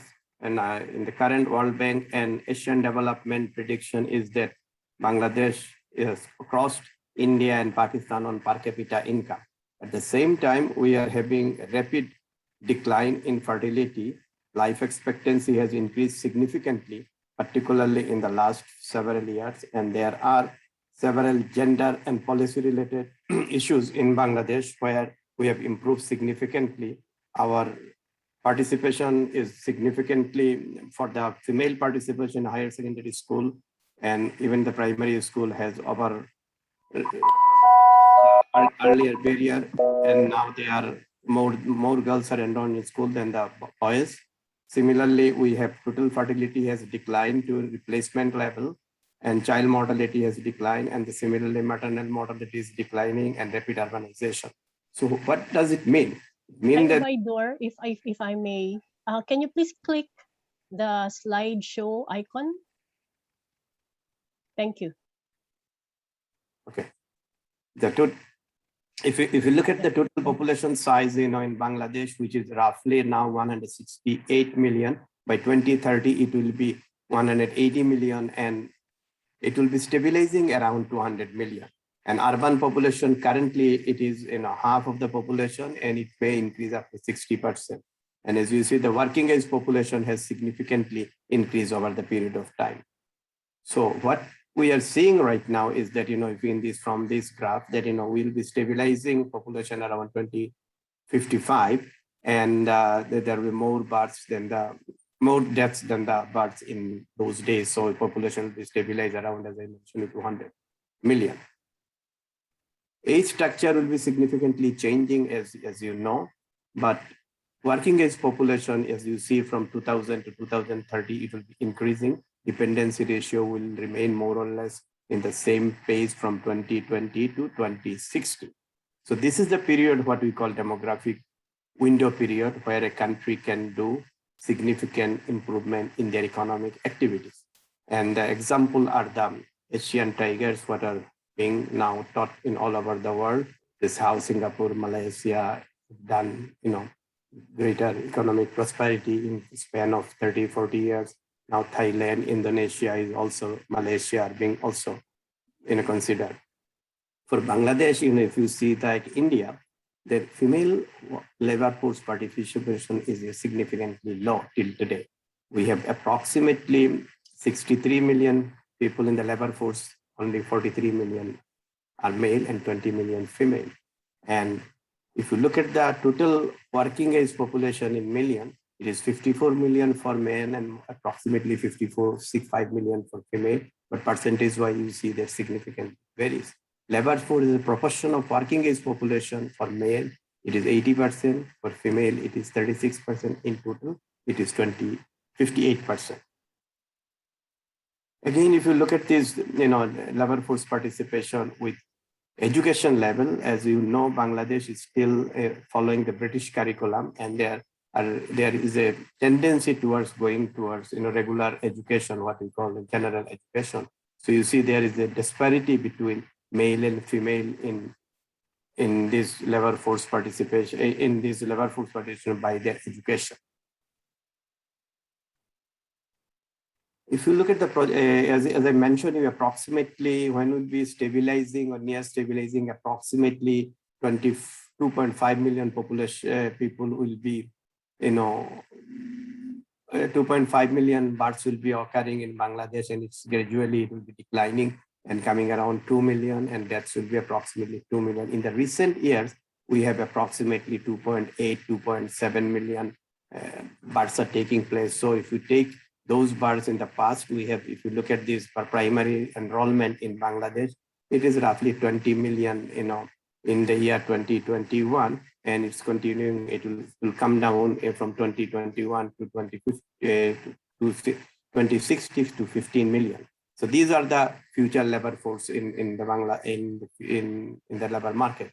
If you look at the labor force survey from 2016-2017, if you look at the age group, you see that there are significantly less women are participating in different age group compared to men, as I mentioned earlier. The youth labor force only comprises 32% of the total labor force. The wide male-female gap is there. One thing here to mention here that approximately 1.11 to 12 million Bangladeshis are working outside.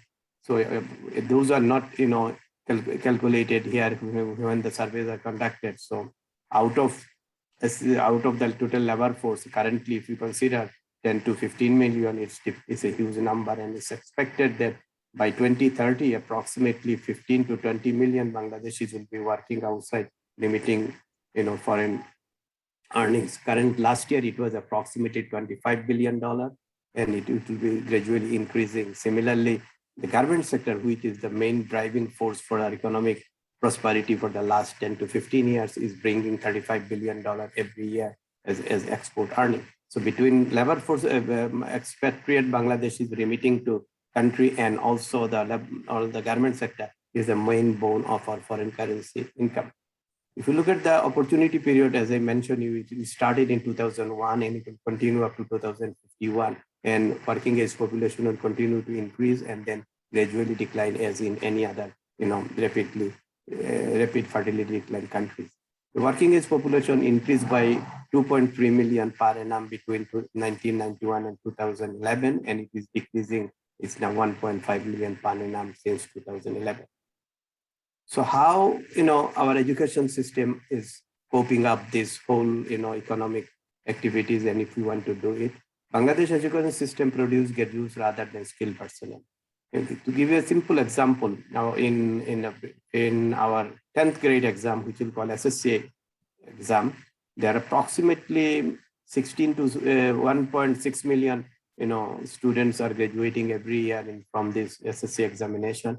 Out of them, only 200,000 are technical trained people. Remaining 1.4 million are general education. And out of them, a significant number of them are also madrasa education, religious school educated students. So how they will be involved in the labor force participation is a major concern for Bangladesh now. Particularly a large informal sector with low productivity, a small share of employment worker, and large number of unemployed youth and low education level among our employed youth.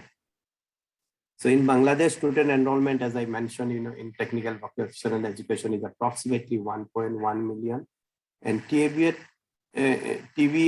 enrollment has increased from 0.4 to 2.9, which the government is trying to increase significantly, approximately 20 to 30% by 2030.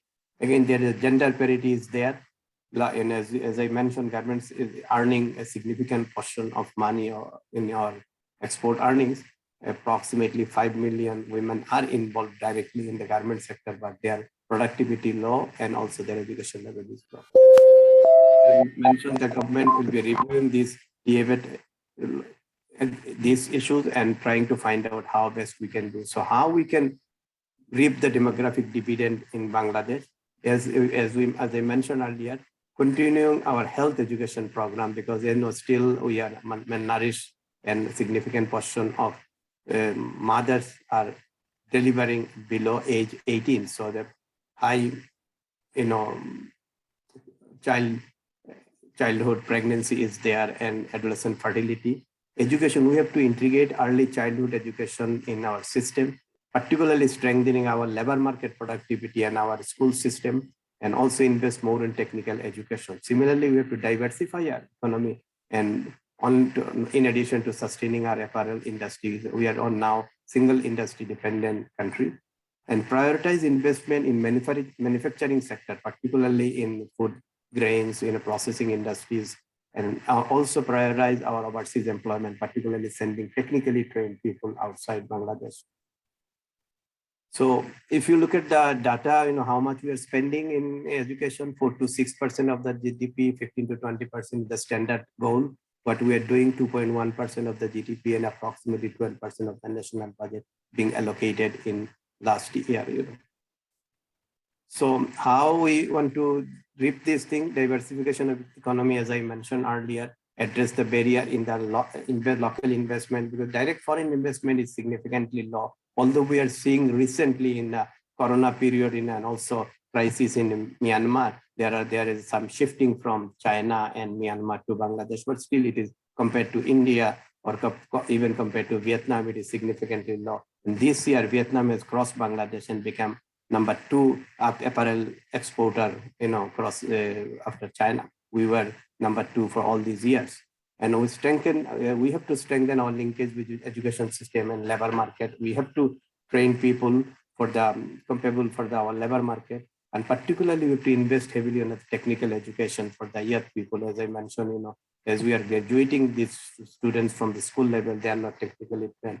And we have to prioritize the areas where we want to our overseas employment should be, particularly areas in the Middle East where trained people will be needed in the future. And particularly if you consider the Corona period, when the next labor force will be recruited, they will have to be technically competent, working from home, have to know computer and all other issues related to, the maintaining home-based working or factory-based working without interacting with people.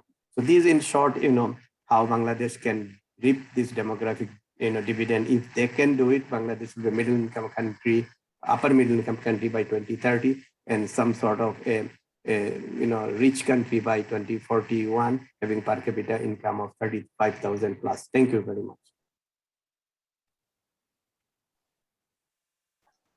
Thank you, Ubaidur, for keeping to the time as well.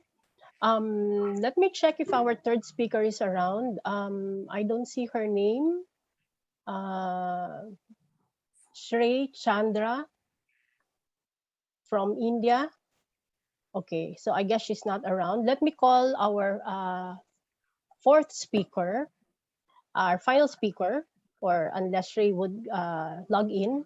Our fourth speaker will present a paper on how socioeconomic environments affect the impact of number of children on probability of married women joining the labor market in Indonesia. May I now call on Aslamia Anwar from Universitas Indonesia.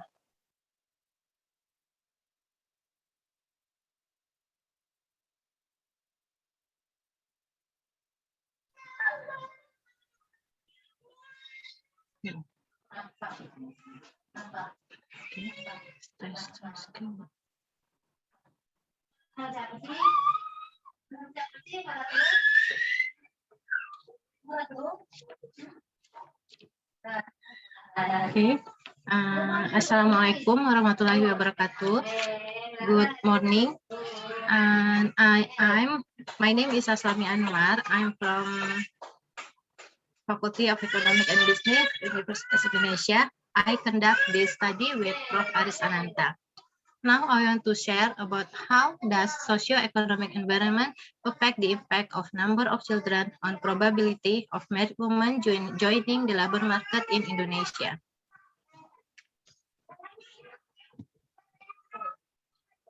The study from the issue, there have been many studies concluding that number of children negatively affect probability of married women joining the labor market.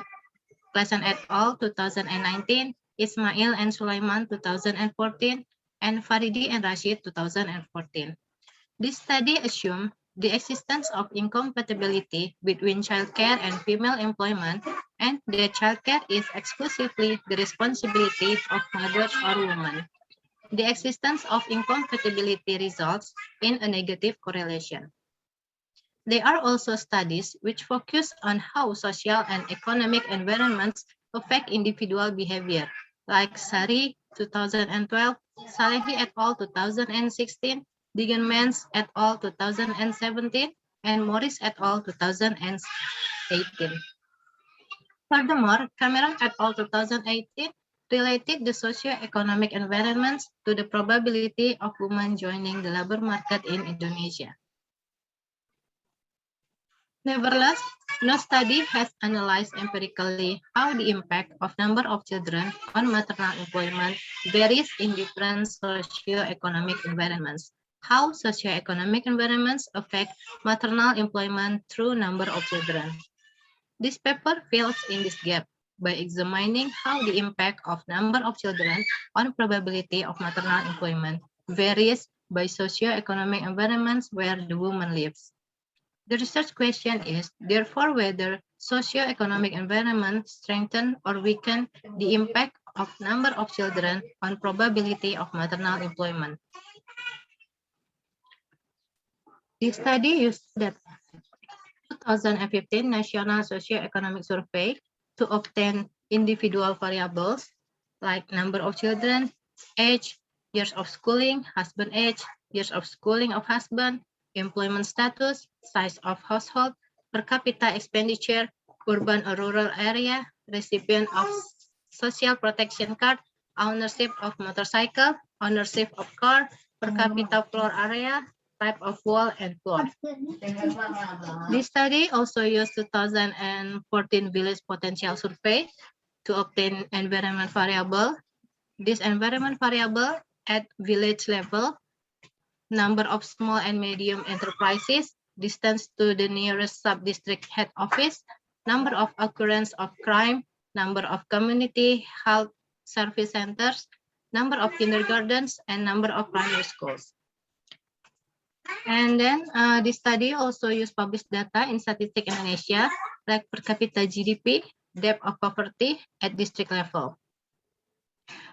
2015 SOSUNAS is combined, merged to individual data to environment variable at village potential survey. It can imply that all individuals living with a given socio-economic environment have the same information on the socio-economic environment. Conceptual framework, socio-economic environments affect probability of employment directly and or indirectly through the impact of number of children on the probability of employment. The statistical model. This study used logistic regression analysis with natural logarithm of odds ratio of maternal employment as dependent variable. Equation 1.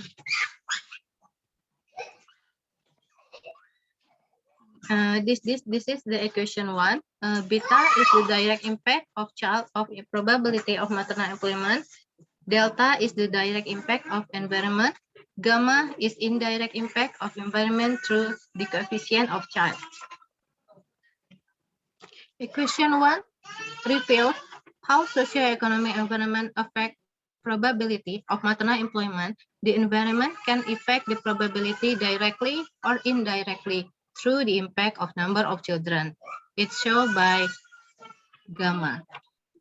Here, directly simply means that environments do not affect the probability through the coefficient of number of children. It may affect through other channels which are not studied here.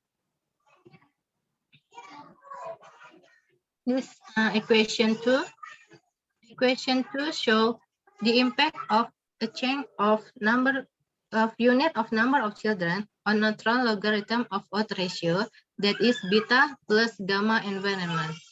This equation shows that The impact of number of children may depend on socio-economic environments where the woman lives. If beta is negative, then a negative gamma strengthens the negative impact of child on maternal employment. And a positive gamma reduces a negative impact, weakening the elasticity. Result, table 1 is descriptive statistic. In this table, we can see variable and the description, the value minimum and maximum, mean, standard, and standard deviation. It's sourced from Susunas 2015 and PODES 2014.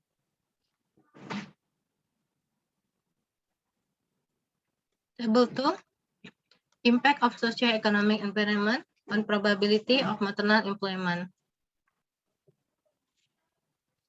The coefficient of number of children is negative among women with children aged 0 till 5, indicating presence of incompatibility between child rearing and maternal employment, and positive among women children with age 6 till 15, it's indicating no incompatibility. Finding the direct impact. The direct impact of economic variable like number of MSE, distance to the sub-district office, poverty, and per capita GDP on probability of maternal employment are the same for both children aged 0 till 5 and 6 till 15. Social variable like crime, number of village health centers, number of kindergartens are significant, except the number of primary school for both children age, and for number kindergarten variable is not significant for age 6 till 15. Indirect impact. Some economic environments, SME, small and medium enterprises, and poverty, and one of social environments like health facility have significant interaction with number of children. The coefficient of interaction between number of SMEs with number of children aged 0 till 5 and 6 till 15 are negative. That is, the elasticity of probability of maternal employment with respect to number of children is strengthened with number of SMEs. The coefficient of interaction between poverty and number of children aged 0 till 5 and 6 till 15 are positive. That is, the elasticity of probability of maternal employment with respect to number of children is weakened with the poverty. The coefficient of interaction between number of health facilities with number of children at 0 till 5 is negative. That is, the elasticity of probability of maternal employment with respect to number of children is strengthened with number of health facilities. Among children 6 till 15, the interaction is insignificant. The impact of number of children on probability of maternal employment does not depend on where the woman lives. The conclusion, the paper concludes that number of children can affect maternal employment negatively, indicating incompatibility between child rearing and maternal employment as seen in previous studies. This paper supports this finding. However, this paper also shows that the extent of incompatibility also depends on socio-economic environments where the woman lives. Some environment variables strengthen the incompatibility, some do not change the incompatibility, and some environments may weaken the incompatibility. That's all my presentation. Thank you for your attention. If any question or suggestion, let me know. Thank you. Assalamualaikum warahmatullahi wabarakatuh. Thank you, Aslamiyah. Thank you all to the three presenters. Very interesting. I believe we have a lot of time for Q&A, and I turn over the screen to Evita, who will moderate the Q&A. Thank you, Media, for the opportunities. I have collected several questions here from the chat box. But somehow, if you have any other question, you can also add more, or maybe we can also give the opportunity to have a question directly, because we still have some time. Yeah, we miss one presenters here. The first question is from Pak Edi Setiawan. The question is directed to the first speaker, Guilhem. First question is how to measure the accuracy of this projection statistically, and what are the assumptions you use? The second question is, do you think that this method is also applicable for any other countries like Indonesia? Yeah, so that's all we have. Maybe Media, do you want to add more, or we just give these questions to Guilhem and response first? Yeah, Maybe Guilhem can respond to it now. Thank you. Yeah, okay. Well, there are many elements in those questions. Well, for the first question, it depends what you call accuracy. There are many types of accuracy in population forecasts. In my side, I did micro simulations. So there's something called the Monte Carlo error. So each simulation doesn't give necessarily the same result because there's a statistical component in the projections. In my case, the sample size is so big that the Monte Carlo error is very small, so I didn't show it. There's also the question, is the population projections predict accurately the populations? This is not the point of this population projections. We don't aim at predicting the populations. We test the impact of different scenarios on some indicators. So this is not a predictions, this is a what if scenario. So we didn't really evaluate this, but if we want to do this, if we want to see which scenario is really happening, for instance, well, this is something we can only know in the future. In 10, 20 years, if we compare what I did to what has happened, then we can see, okay, this is the scenario that has happened, but this wasn't the point of these population projections. Then you ask, what are the assumptions used? I showed a slide briefly. So for the demographic components, I use what has been done in another population projections for India and its regions. Basically, this is, those assumptions are based on past trends. So we have a declining fertility in past trends. So we assume that this declining fertility is continuing. We have increasing educations in past trends. We assume continuation of this past trend. Same for mortality and migrations and switch of rural to urban area and so on. Then you asked, do you think this method is applicable for other countries like Indonesia? Yes, actually, this is my project for the next 1 or 2 years. I aim to include China, Indonesia, and China. So it will be like a big project with the 4 largest countries in the world. And I will compare how the labor force differ among those 4 countries. So this is, yes.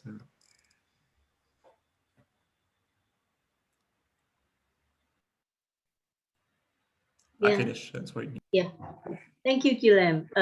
Media, do you have any questions or for? I actually do. I have a question for Obaidor. Yeah. Yes. You want to take the liberty as moderator first, yeah?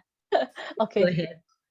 So Obaidor, I noticed that you said the government wanted to expand TVET in rural areas, but there's also a big disparity in labor force participation among men and women. So are there particular programs to kind of increase labor force participation of women, or are there more women in rural areas, something like that? Yes, there are 3 or 4 projects right now being implemented with the help of Asian Development Bank and World Bank. These are primarily giving technical and vocational training to the girls who are graduating from high school, who are 16 to 17 years old, to make them compatible or make them technically competent to work in the industry. At the same time, government is trying to give loans and giving, these are small technical education. It's not a 3 months, 6 months training to girls in the rural areas, and in some cases women also. It's not girls, it is the married girl, women between 20 and 30 years. So set up poultry industry, set up agro processing. but these are still in the lower end of TBL. So definitely there is a big disparity, and I'm not sure whether government would be able to do in next 10 years to educating this significant proportion of girls who will be interested or may be interested to be in the technical school. So I think we have to go a longer way to educating girls where they will be competent enough. But one good sign is now we are seeing that instead of growing or constructing industries in the urban areas, now industries are moving on to the rural areas. So when they are moving to there are 100+ economic zones being established all over the country. And those economic zones are duty-free accessibility. So you can import the goods and make the goods here and export it again without duty. So this will encourage larger number of women folks nearby those in economic zone to be involved in these economic activities. But still, from 20% to going up to 60, 70%, it will take longer. Thank you. You mentioned education. So my next question is actually for Guillaume. I noticed the big difference in the proportion of women with no education from 2010 to 2060, if I'm not mistaken. Do you think that has a big impact on the labor force participation of women in I India? don't think, actually, the impact is even a bit negative because the women with lower educations, they tend to work a bit more than women with primary or lower secondary educations. But the impact is still very small. If we just look at the labor force participation rate, the impact is probably small. If we look at the type of jobs, the sector of activities, the impact will be much, much bigger. But I didn't see these dimensions yet. There's also a plan to maybe include like formal or informal sector in the labor force forecast. So just on the labor force participation rate, education will not have a big effect. It will have, however, a big effect if we look at productivities, type of sector, employment, and so on. This is what I think. Okay. Evita, I believe we have a question on the chat box. We do have. Yeah, there is one question, and it's for Ubaidur from Bangladesh. The question is from Pak Aris Ananta. What is the impact of COVID-19 on realizing the demographic dividend in Bangladesh?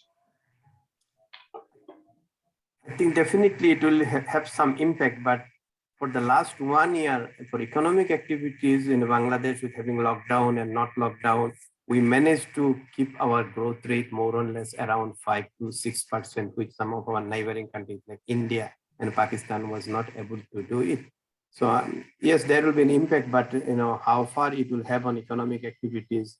On the other hand, a boom is there. As our garments industry grew in this country in early 80s, it was due to civil war in Sri Lanka. So due to civil war in Sri Lanka, large number of buyers were moving their factories and established factories in Bangladesh in early 80s, and which gave us edge over the period. And then we were the second largest exporter. So recent military crackdown in Myanmar has created another positive side for Bangladesh, because a large number of those buyers have canceled their order, and Myanmar was exporting $10 billion worth of goods from Myanmar.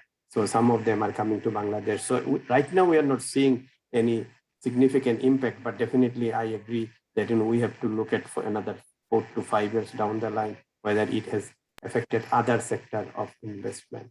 I have a question to the first speaker. As we are seeing, we are neighboring to West Bengal, and we are seeing that due to high,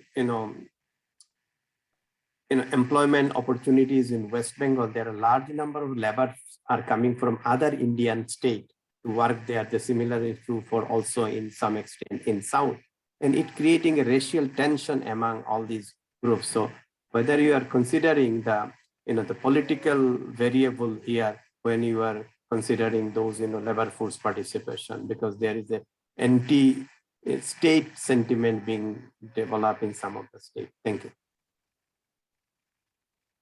Well, I will be brief. No. Need to important. So the labor force definition, as you may know, it's not about the employment opportunity or not. It's about, are you working or are you willing to work or doing any activities? So we didn't consider this dimension. Also, India is very, very big, so we cannot at this point go into region-specific case. It may be possible, maybe if we do studies specific on a region or a state, then include the locals dynamic that might influence the labor force. At this point, this is still like, let's say, the first draft of the model, and it has not been used yet to any specific study, but it will be possible. So if I have eventually a collaborator from this region that wants to use the model and then try to implement this local dynamic that you are talking about, it is possible. This is a big advantage that I like with micro simulations. It is very, very flexible, and any type of individual characters, any type of statistical model can be included in micro simulation and use it as a dimensions for the forecasting. But yet we didn't do it yet.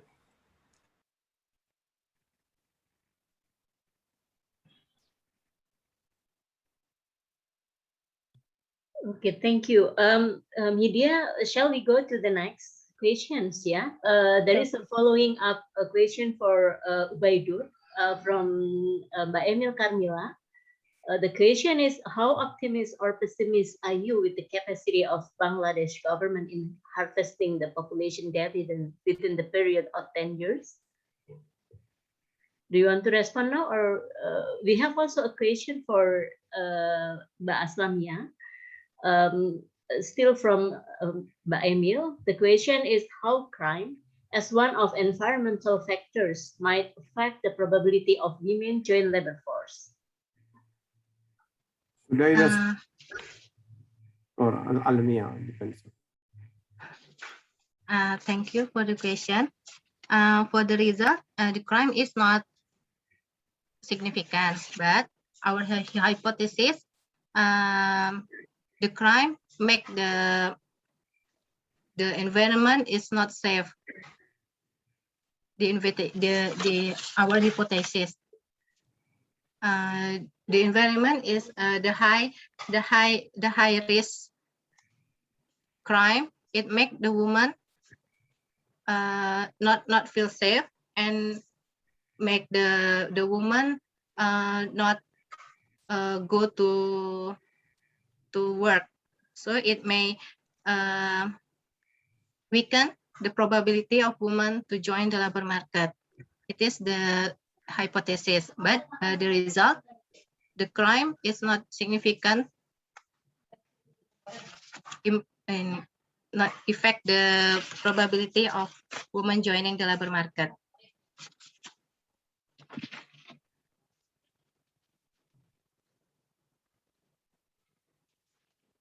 Did I respond the one about to me? Please go ahead. Yeah. I think government is desperately trying, to reap the demographic dividend. They understand this thing, but how they will be, the question is that it depends on, how they're investing. Investment has been increased significantly, I will say. But the question will be that how effectively they can take it to the rural areas, recruiting teachers, establishing technical schools, giving them technical education, and then making them ready for the industrial revolution. We have seen the smaller countries did pretty well, like South Korea or Singapore, some extent Malaysia. But Bangladesh with a 200 million population, how effectively they would do? There are questions. People are raising questions that whether the government they allocate money, but they have ability to spend that money and whether they use properly that money. There are several mega projects are being going on connectivity wise, so that whole country can be connected. So it's not concentrating in one area, so it's spread over the country. But let's hope for the best, and if we all arrive in 2030, we can examine it again in one of these APA, whether they have done it or not. Thank you. COVID affected all of us, so I would like to pose the same question as Aris earlier. So as Lamia, maybe you can tell us a little something about how COVID had actually affected women's labor force participation in Indonesia. If you can just speculate, even if you don't have the data now. Okay, thank you, Miss. From my speculation, the COVID impact the lower. It weaken the probability of women joining the labor market because woman is more many what we call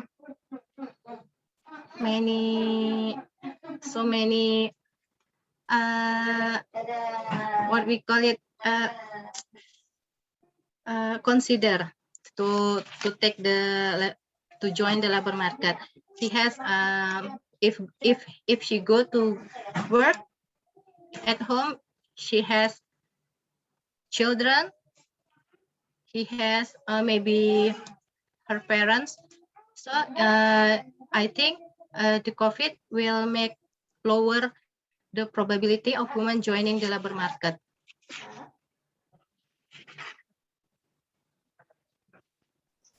Thank you. Thank you, Miss. Media, may I take the liberty to Sure, ask go ahead. question? Yeah. I have a question for Guilhem.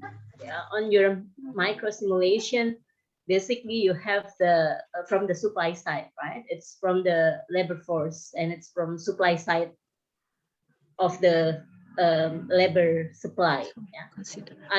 My question is whether do you have any insights if you add some variables from the labor demand side, in this case from a macroeconomic perspective, like the GDP or other macroeconomic variables that might affect the labor force participation in India? I'd like to, but it is a bit hard to have those type of variable now, because when we do a population forecast, we need to also, so any new dimensions we add, we need also to forecast these dimensions. So if we add a macroeconomic variable, we can maybe measure the effect like of GDP now on labor force participation performance. But then if I include this in the production model, I need to set values for the future of the GDP per capita. And then forecasting GDP per capita for every state of India, for splitting between urban and rural and so on, it's not impossible. Probably there are probably some econometric model that might do it, but it is a very different challenges. I didn't do it yet. I would like to eventually have someone. I'm not an economist. I am a demographer.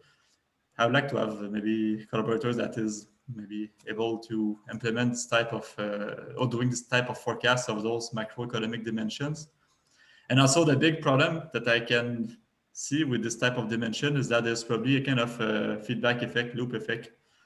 So the labor force participation of women impact the GDP per capita, and the GDP per capita probably impact the labor force participation of women. So then which one need to be forecast first? You know, this is very, very challenging, I think, to implement this. It cannot be implemented independently in a forecast model. It needs to be implemented in a kind of dynamic way. Honestly, I'm not sure how to do it, but this will be indeed very interesting because it has an impact. We know that eventually, if we follow the U-shape theory of women labor force participations, now in India it is very, very low, but in the future it should increase. In our countries where it starts decreasing, eventually it reach like a minimum, and then it starts increasing following the economic development of the country. So it will be interesting to add this, yes.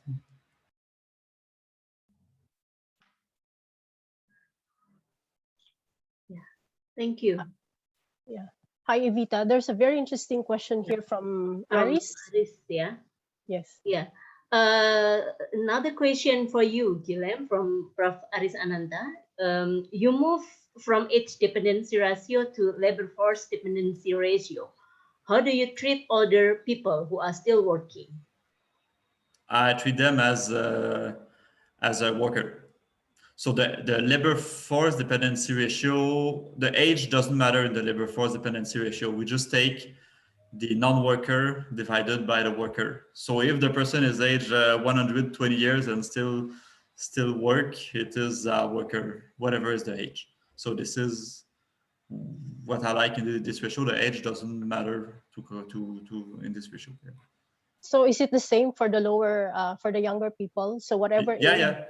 Okay. Well, the thing with the younger age, so I think in the labor force survey, I'm not sure if they will ask like a child age 10, if the child age 10 works. I'm not sure it will be collected in the periodic labor force survey. I need to check, but I don't think so. And in my model, I exclude them from the labor force by default, but this is only my model. Theoretically, in the definitions of the labor force dependency ratio, they should be included. From my modeling, they are not included.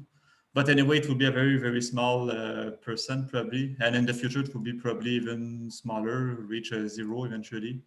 So they are not included. But in the theoretical definition of labor force dependency ratio, they should be included.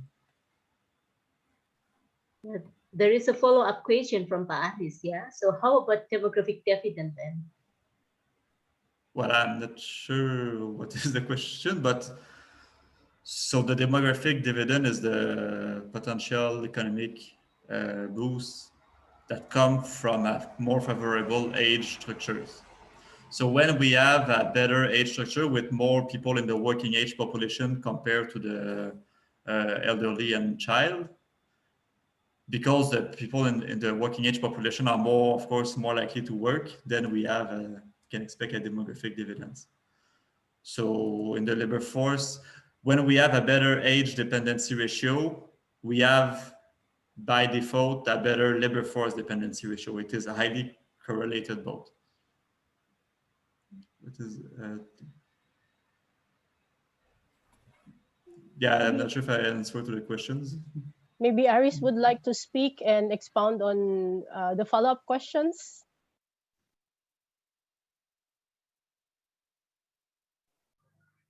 Yeah, Aris? thank you very much. I think it's a very good idea. I like your presentation on the labor force dependency rather than age dependency, because it's very good. I have a follow-up question for you, because the concept of demographic dividend depend on the age dependency. So with the labor force dependency, do you think that we could forget the concept of demographic dividend? Is that correct conclusion? No. Actually, the demographic dividend, I think, is still a very relevant indicator. Well, actually, it's not an indicator. It is like a concept, something that should happen. So now we use the age dependency ratio usually to measure the potential demographic dividends. What I said is that the labor force dependency ratio might be more accurate rather than using the age dependency ratio. But both indicators are highly correlated. The age dependency ratio, when it gets better, it also, the labor force dependency ratio also get better.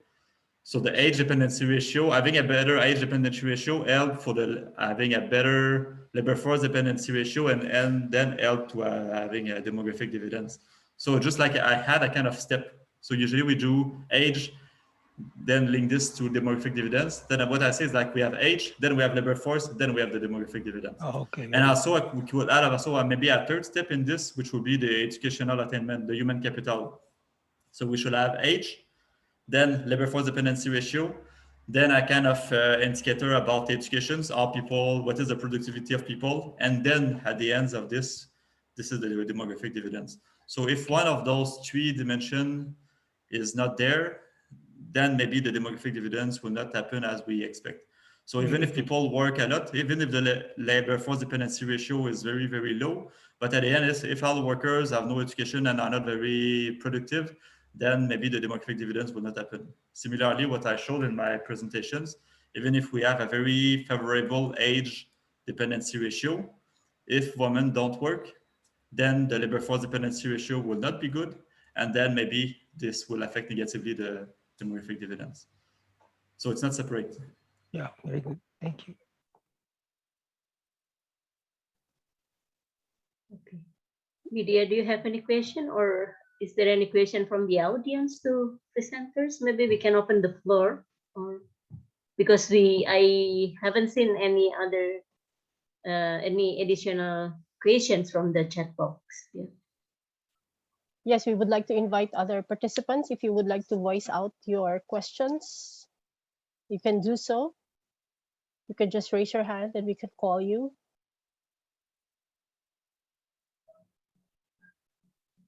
Okay, I hear, I don't see any raised hands. I don't see additional questions. Okay, let me just.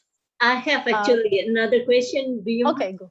Yeah, go ahead. I have a question for Mbak Aslamia. Yeah, so I've seen that the results for environmental factors such as the number of kindergartens somehow is a bit counterintuitive. Yeah, it's negative. Somehow we expect a positive signs if there is an increase. There is a positive correlation between number of kindergartens and labor force participation, but I've seen that it's counterintuitive. Do you have any explanation on this? That's my first question. And the second question is the issues of the endogeneity of the number of children. Yeah, that the number of children might be affected by other factors like family planning programs and other. How do you handle these issues in your model? Yeah.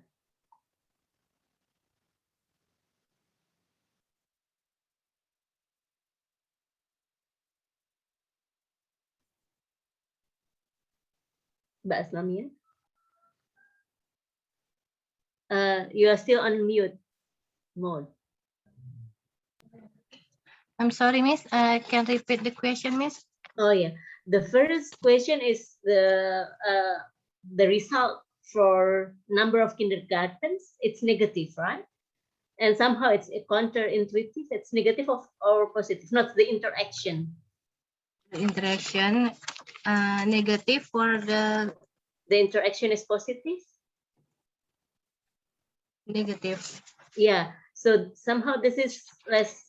This is counterintuitive. Yeah, we expect that the more kindergartens, then somehow it will improve the female labor force participation. Do you have any explanation on this? That's the first question. The second question is the issues of endogeneity of the number of children, because somehow the number of children might be affected by other variables or factors such as family planning or income somehow. Yeah. How do you handle these issues in your model? Yeah. Okay, thank you for the first question. Now, interaction of child and kindergarten negative. It's for children age 6 to 15. Maybe it because the children at 6 till 15, it's not go to kindergarten again. Yeah.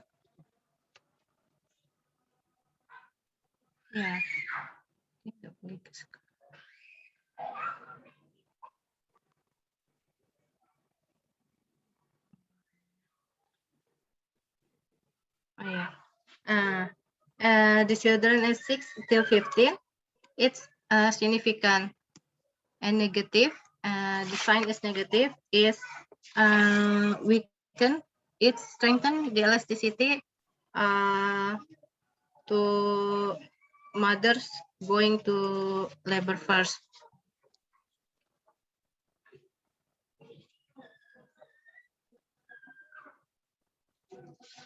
Maybe children with age 6 till 15, it's not going to kindergarten. He has graduated from the kindergarten. So it's not really impact to mother. So it can be negative impact to women joining the labor market.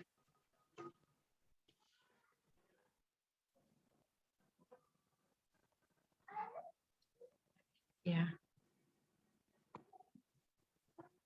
And for the indigeneity from children affected by other variable.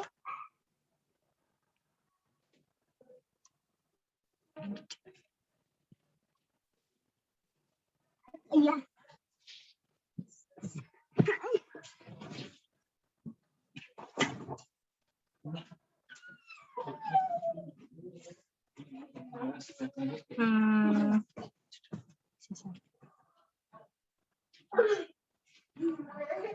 Indigeneity.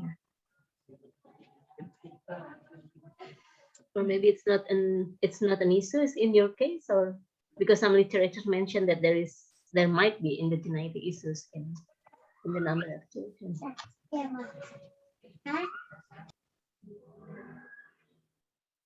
Okay. May I help her?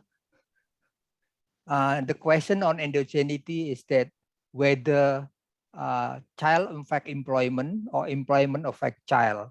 So in Aslamia case, she is measuring child as children ever born. So it has been happening far before the employment, before the question.